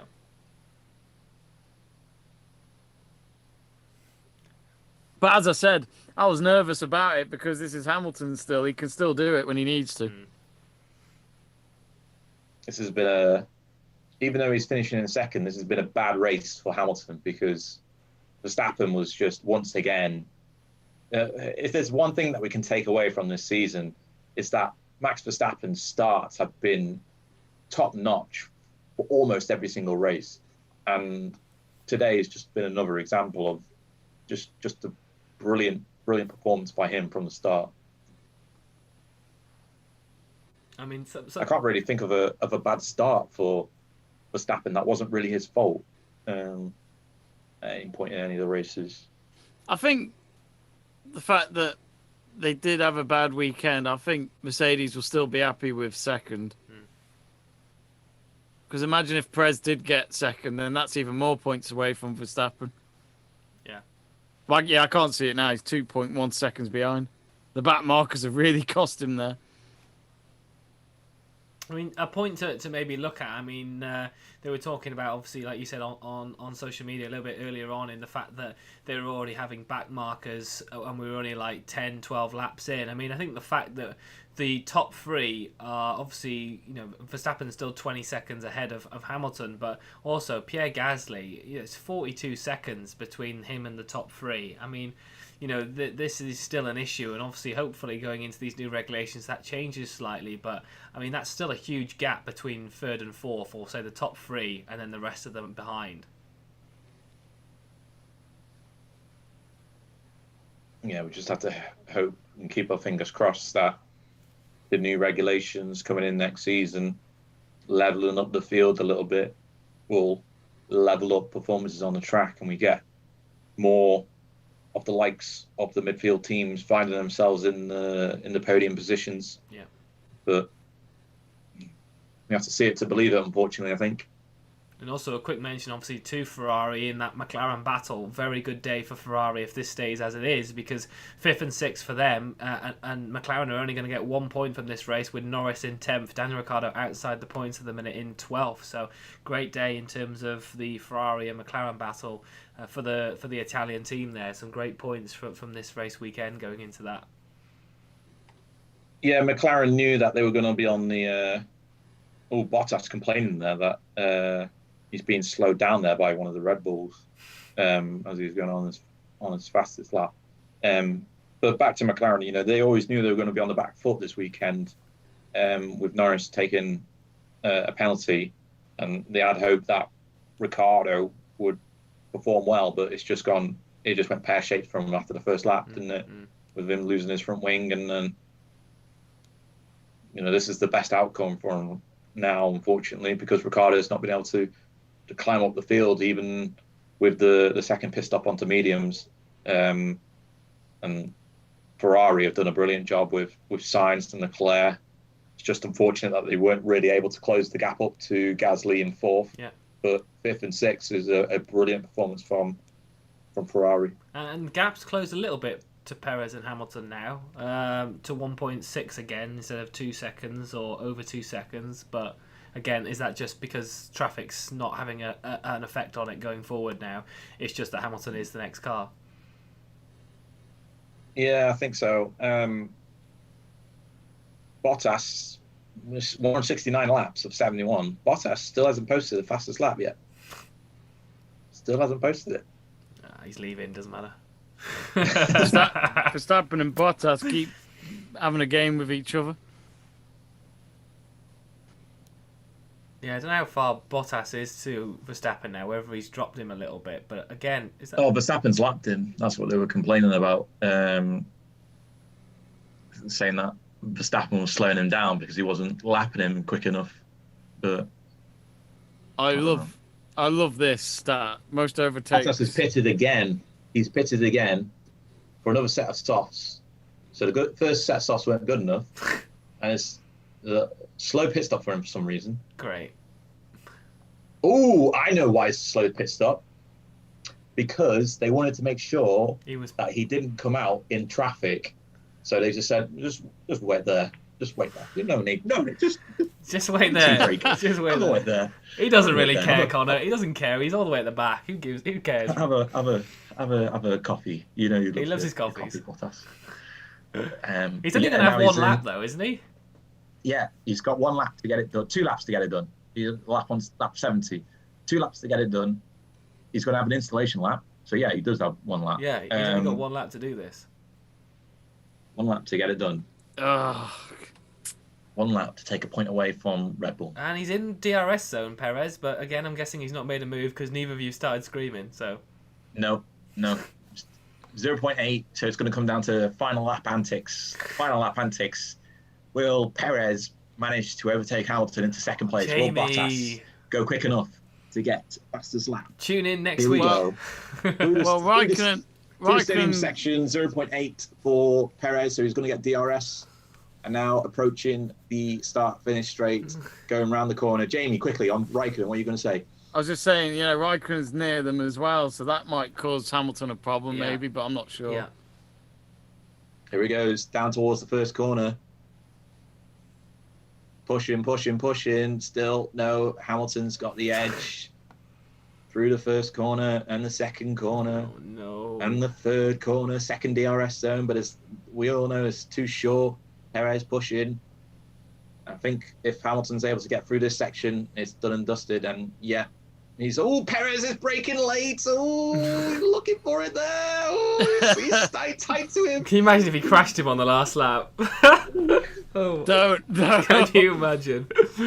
Perez hit his brakes very late there. You'll see on the replays, like, when's Perez going to turn? He was like, hang on, Bottas has been overtaken by Russell. He's now a second behind Russell. How is he doing fastest lap if he's been overtaken by Russell? What is going on? Verstappen wins the race, wins the Mexican City Grand Prix, and he's now we wait to see if Lewis Hamilton's going to come in second, Perez third, Perez on the podium in his home race. I think that's a victory within itself. Where is Bottas? I don't think he's going to do it, to be honest. He's been trying to overtake... No, Bottas has done it. He's got fastest lap. Has he? Yeah. Oh, well, there you go. It's just come through now. I'll say that now for Mercedes. Even when it's been a shit weekend, they've done everything they could to make it a little bit better. Yeah.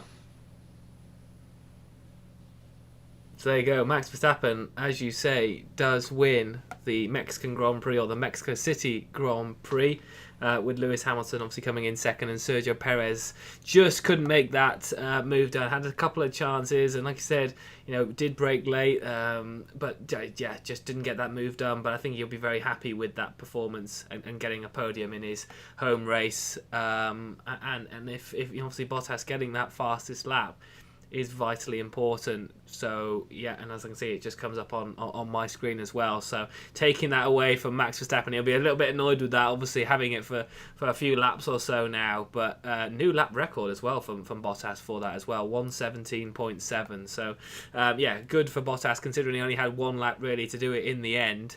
After that little squabble he had with Verstappen on track in terms of blue flags, but yeah, good job for the Red Bull team, and obviously that's going to only help in terms of Verstappen's championship against Lewis Hamilton, but also for Red Bull in the constructors as well. Yeah, Verstappen led for 65 laps. Well-deserved race win for Verstappen after executing it from the start with that brilliant overtake into the first corner. And Perez, an excellent race from him as well. Third place for him, capitalizing on the incident between Bottas and Ricciardo in the opening laps, and he gets driver of the day as well from the voting on the F1 website. So well done to him. Who got driver of the day for us, Jamie, on the YouTube? I'll check now, but Christian Horner just said to Max about all the good news about the race and all. Then he just said to him, "Yeah, you didn't get fastest lap." Bottas nicked that off you, mate. Not sure he'll Perez has just said, now time for some tequila. But yeah, Perez's dad is thrilled, but must be all right being associated with one of the richest men in the world. But yeah, that's what it takes to get into F1.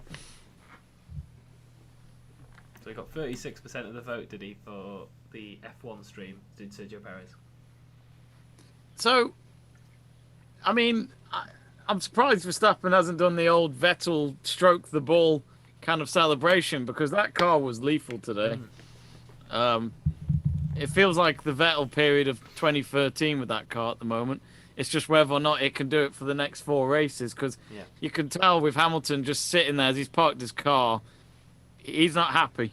And he knows that he hasn't got much time to change it.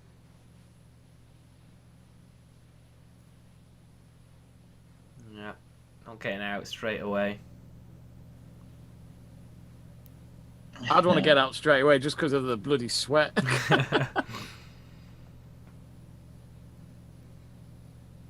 Yeah, time's running out for Hamilton now. But all it takes is a DNF. That's all I'll say. Yep. Mm-hmm.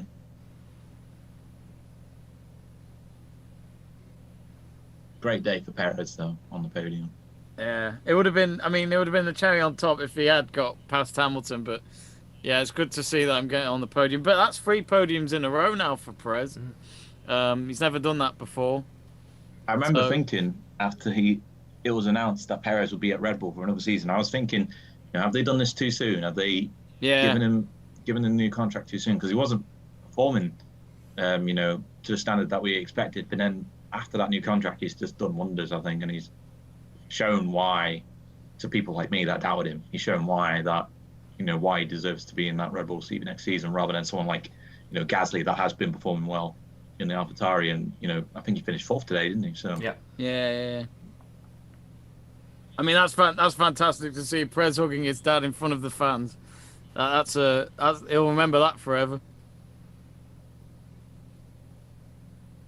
Yeah, so I was just going to say, go on, Connor. No, it was just Max Verstappen and Perez being laughed up by the mechanics in front of the fans. It's weird, isn't it? It does feel like an early championship victory. I don't know why. It's just when you're looking at the hourglass, it just feels all good for Red Bull right now.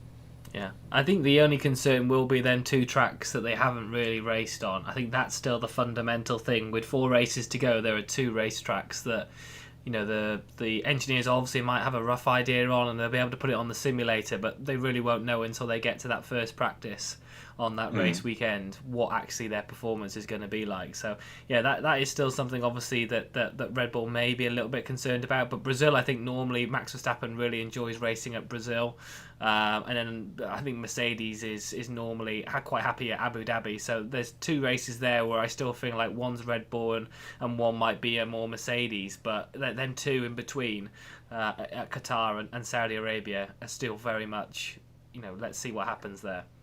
Well, a lot of people thought that today's race Mexico would have been a Mercedes track, but it's been clear dominance from Red Bull. Like, even though Perez didn't manage to overtake Hamilton, the pace of the Red Bull was shown through the duration of the Grand Prix, whereas Mercedes were only quicker on the single laps, really, compared to the Red Bull. So is it a certainty that Mercedes can get back into this even with favorable tracks? I don't think it is anymore.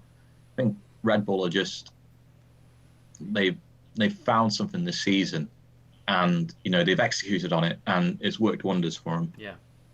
I think what's been really key for Red Bull is to try and avoid doing what Ferrari did, which is have a good start to the season, but actually prove that you could do it all season long. And Red Bull, fair play to them, they fought hard at the front throughout the season we've seen so far. And these seasons get longer and longer and more challenging, so Mercedes are used to it. While Red Bull are up there, now they're showing that they can be better. Yeah. I mean, like you said, just quick mention, obviously, Pierre Gasly, good performance from him with that AlphaTauri. Again, Honda Power Unit, sister team. Great performance from Pierre Gasly again this season. A very strong performance. Carlos Sainz and Charles Leclerc. Charles Leclerc finished ahead of Carlos Sainz again in the end, so they swapped the two around, it looks like. So, again, good performance from the Ferrari. Sebastian Vettel, good performance from him in that Aston Martin in 7th. Kimi Raikkonen in the points, as Conor mentioned, really good performance in his last couple of races now before he retires from F1. Good performance from him and Alfa Romeo. Fernando Alonso in the points in 9th, and Lando Norris getting that final point as well. So Giovinazzi, Daniel Ricciardo, Esteban Ocon, Lance Stroll, Bottas finished 15th, but he did get that fastest lap and took it away from Max Verstappen. George Russell 16th, Latifi 17th, Mazepin finished 3 laps down, I think, in 18th, and then you've got Mick Schumacher and Yuki Tsunoda, who didn't make it past the first lap, but obviously DNFs as well.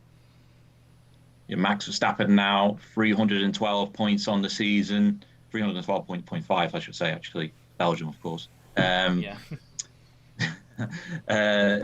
Lewis 293.5. So there's a 19-point gap between the two drivers there, between first and second.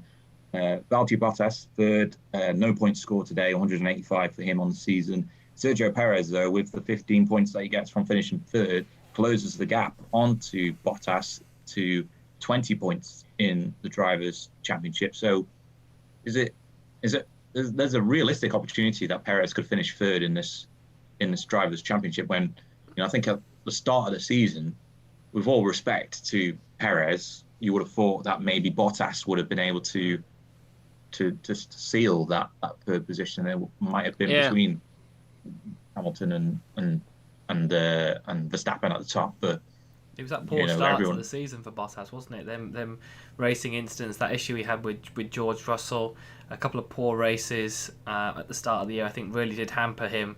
And obviously he's catching up with him now in terms of Sergio Perez, like you said, on the podiums and really putting some good performances in. I mean, I've ended the driver of the day for us, and it's actually been really close. I mean, look, in terms of that, I mean, Sergio Perez and Max Verstappen both on 38% of the votes. Lewis Hamilton and the other comment both have 11% of the votes. So thank you very much, obviously, for putting your votes in, but that's very close in all the polls there. So yeah, thank you very much for putting your votes in. But Sergio Perez and Max Verstappen both get joint driver of the day for our vote. Looking at the Constructors' Championship as well. Sorry, what are you going to say, Jamie? You can. Sorry, Prez's dad is running around. I mean, he's so overweight. He's never run like this in his life. Is he milking? He's milking the podium celebration. Then, oh yeah, I can see him. Don't make fun of him for his weight, though, Jamie. Ferrari, of course, they finished 5th and 6th today. 18 points, crucially, in the Constructors, and they're now, I think, they're now 13.5 points clear of McLaren in the Constructors in 3rd place. So this is huge for them going into the new regulation. Could finishing ahead of McLaren be the reason why Ferrari makes a comeback next season because of the extra funds that they get from the Constructors? We don't know. We don't know how how things are going to be. But That could be important. entering new regulations, it's so important for these, these lower, the non-competing teams, for the drivers, constructors. It's so important for them to finish as high as they can. McLaren, of course, looking to return to dominance. Alpine, AlphaTauri, even Williams, if they can finish 8th ahead of Alfa Romeo, then it'll be great for them. 4 races to go. Williams are 12 points ahead of Alfa Romeo, but Alfa Romeo's only managed to score 11 points on the season. Yeah.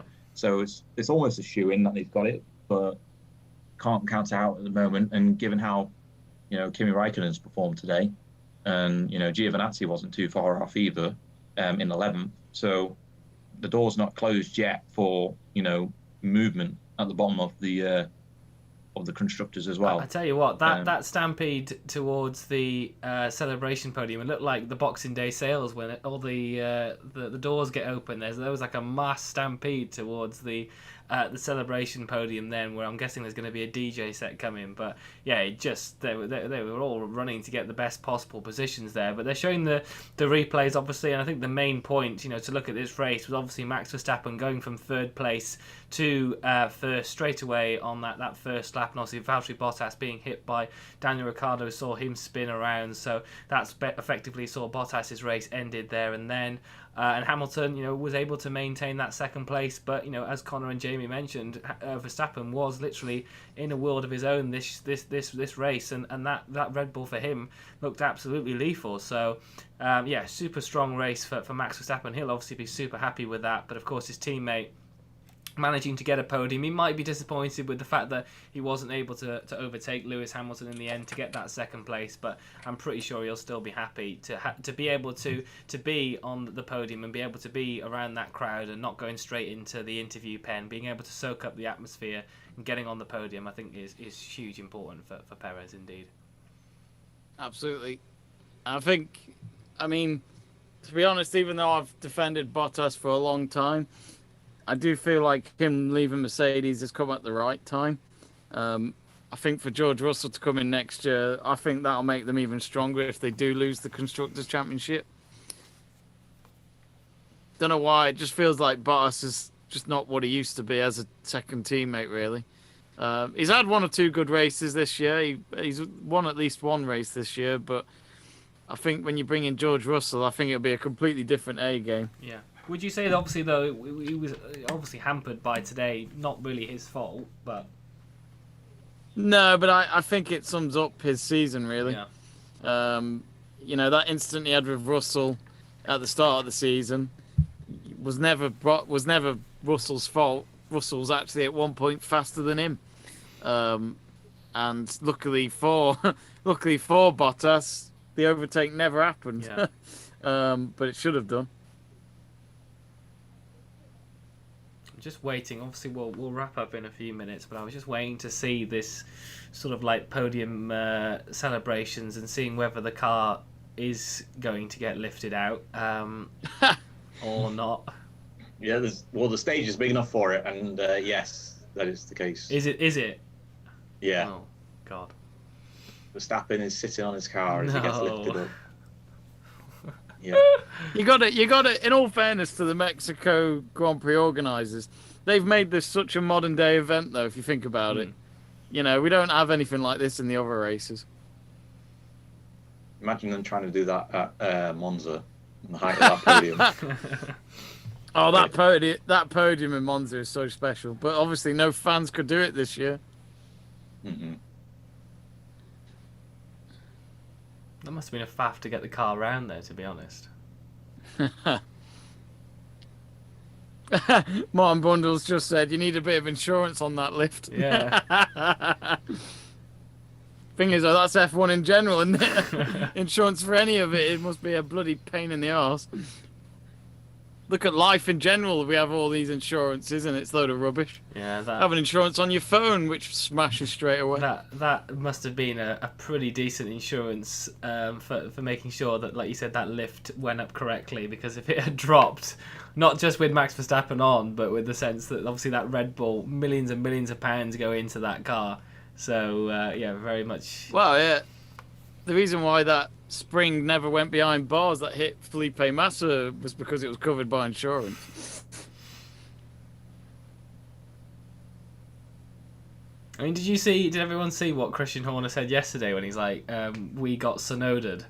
Like, when he was blaming Yuki Tsunoda for... Did he say that? Yeah, that was unfair of He him. was- I'm amazed he said that. he was literally just like, yeah. I mean, he was like, what was the issues with today? And he's like, yeah, well, to be honest, we got Tsunoda. I was like, wow, really? He's actually can't part of say your that. team? Yeah, you can't say that.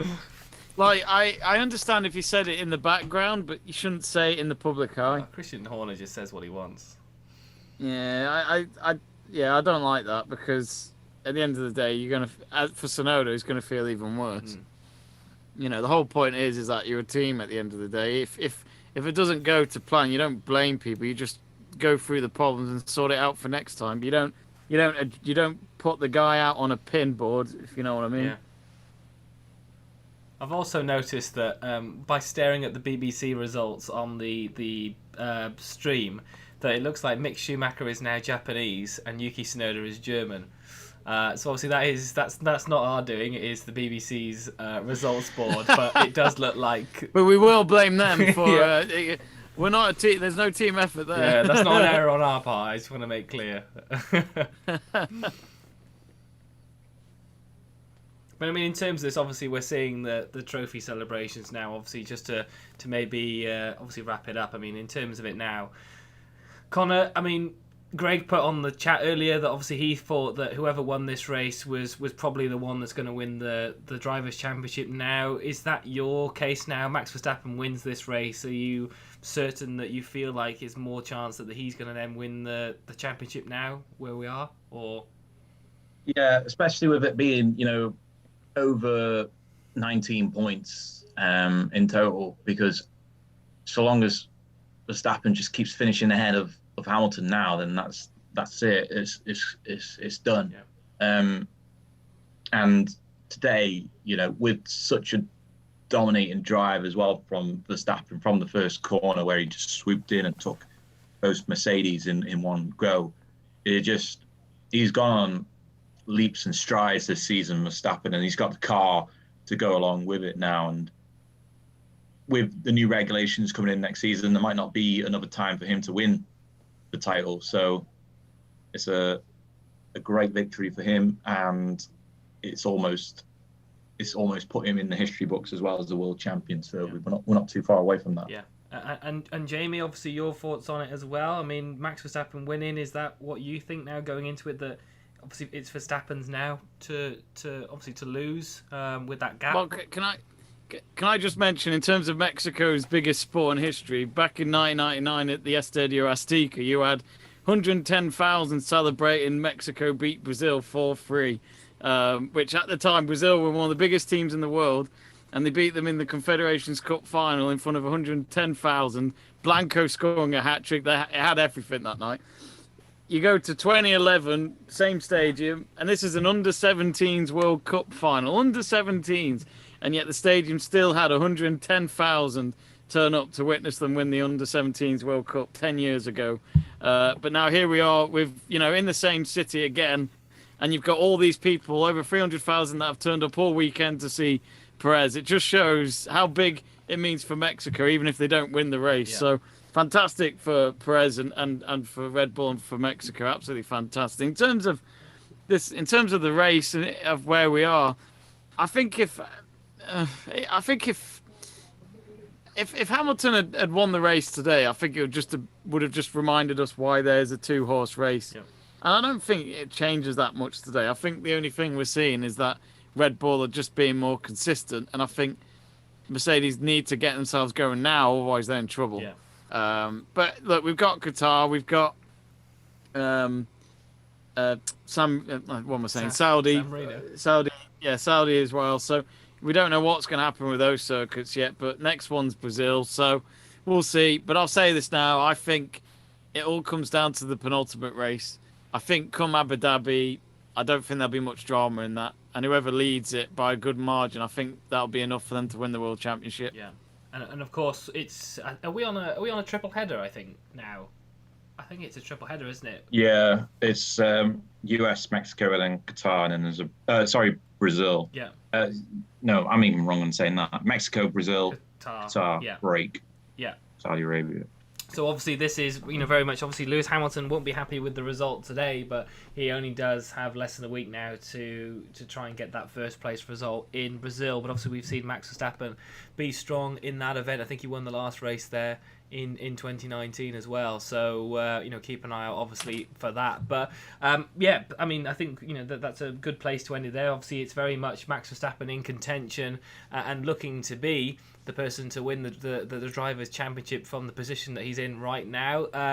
Thank you very much, obviously, for the people that have stuck with us, depending on what your thoughts on what the race has been today, and the fact that we've still got a few people watching the stream as well. Thank you very much, obviously, for putting in your drive of the day suggestions as well. I think it's gone well. I mean, obviously, Jamie doing his team radios and everything that's been going on in the background as well. So I think it's gone pretty well. So obviously, thank you very much for Jamie for being on the stream, even though his face isn't on the camera for everybody to see.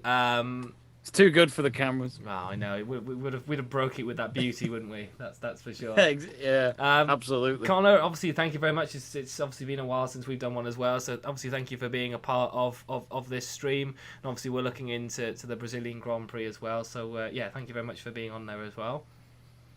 Yeah, good to finally have a race that wasn't ended through either red flags or rain. Absolutely. So, yeah. Absolutely. It's great to have a nice dry race that actually lasts just over an hour and a half.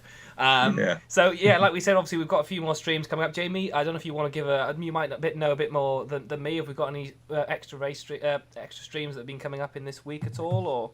No, not until next weekend, but at least for the racing, we've got the MotoGP, the final race of the season in 2 weeks' time, which is the Valencia Grand Prix. So, to be honest with you, it's pretty much just a celebration of the season because the Constructors and the World Championship has now been decided. Yeah. So, we've got that in 2 weeks' time. I guess we'll be here for the next race for Brazil next weekend. So, in terms of the motorsport, that's what we've got coming up. Yeah, so keep an eye out. There's a lot more motorsport coming on the channel as well. And don't forget, of course, we've got that offer for Manscaped as well. So we've got the link just ahead in terms of like 20% off for any purchases on the website as well. So please go and obviously check that out as well. That's really much appreciated. And of course, subscribe to the Let's Talk Sport YouTube channel as well. Again, thank you so much for being on this stream. Thank you obviously to Jamie and Conor. And we will, of course, see you all for the next F1 race watch along in Brazil. So thank you very much for watching, and we will see you all in the next one. Take care. See you soon.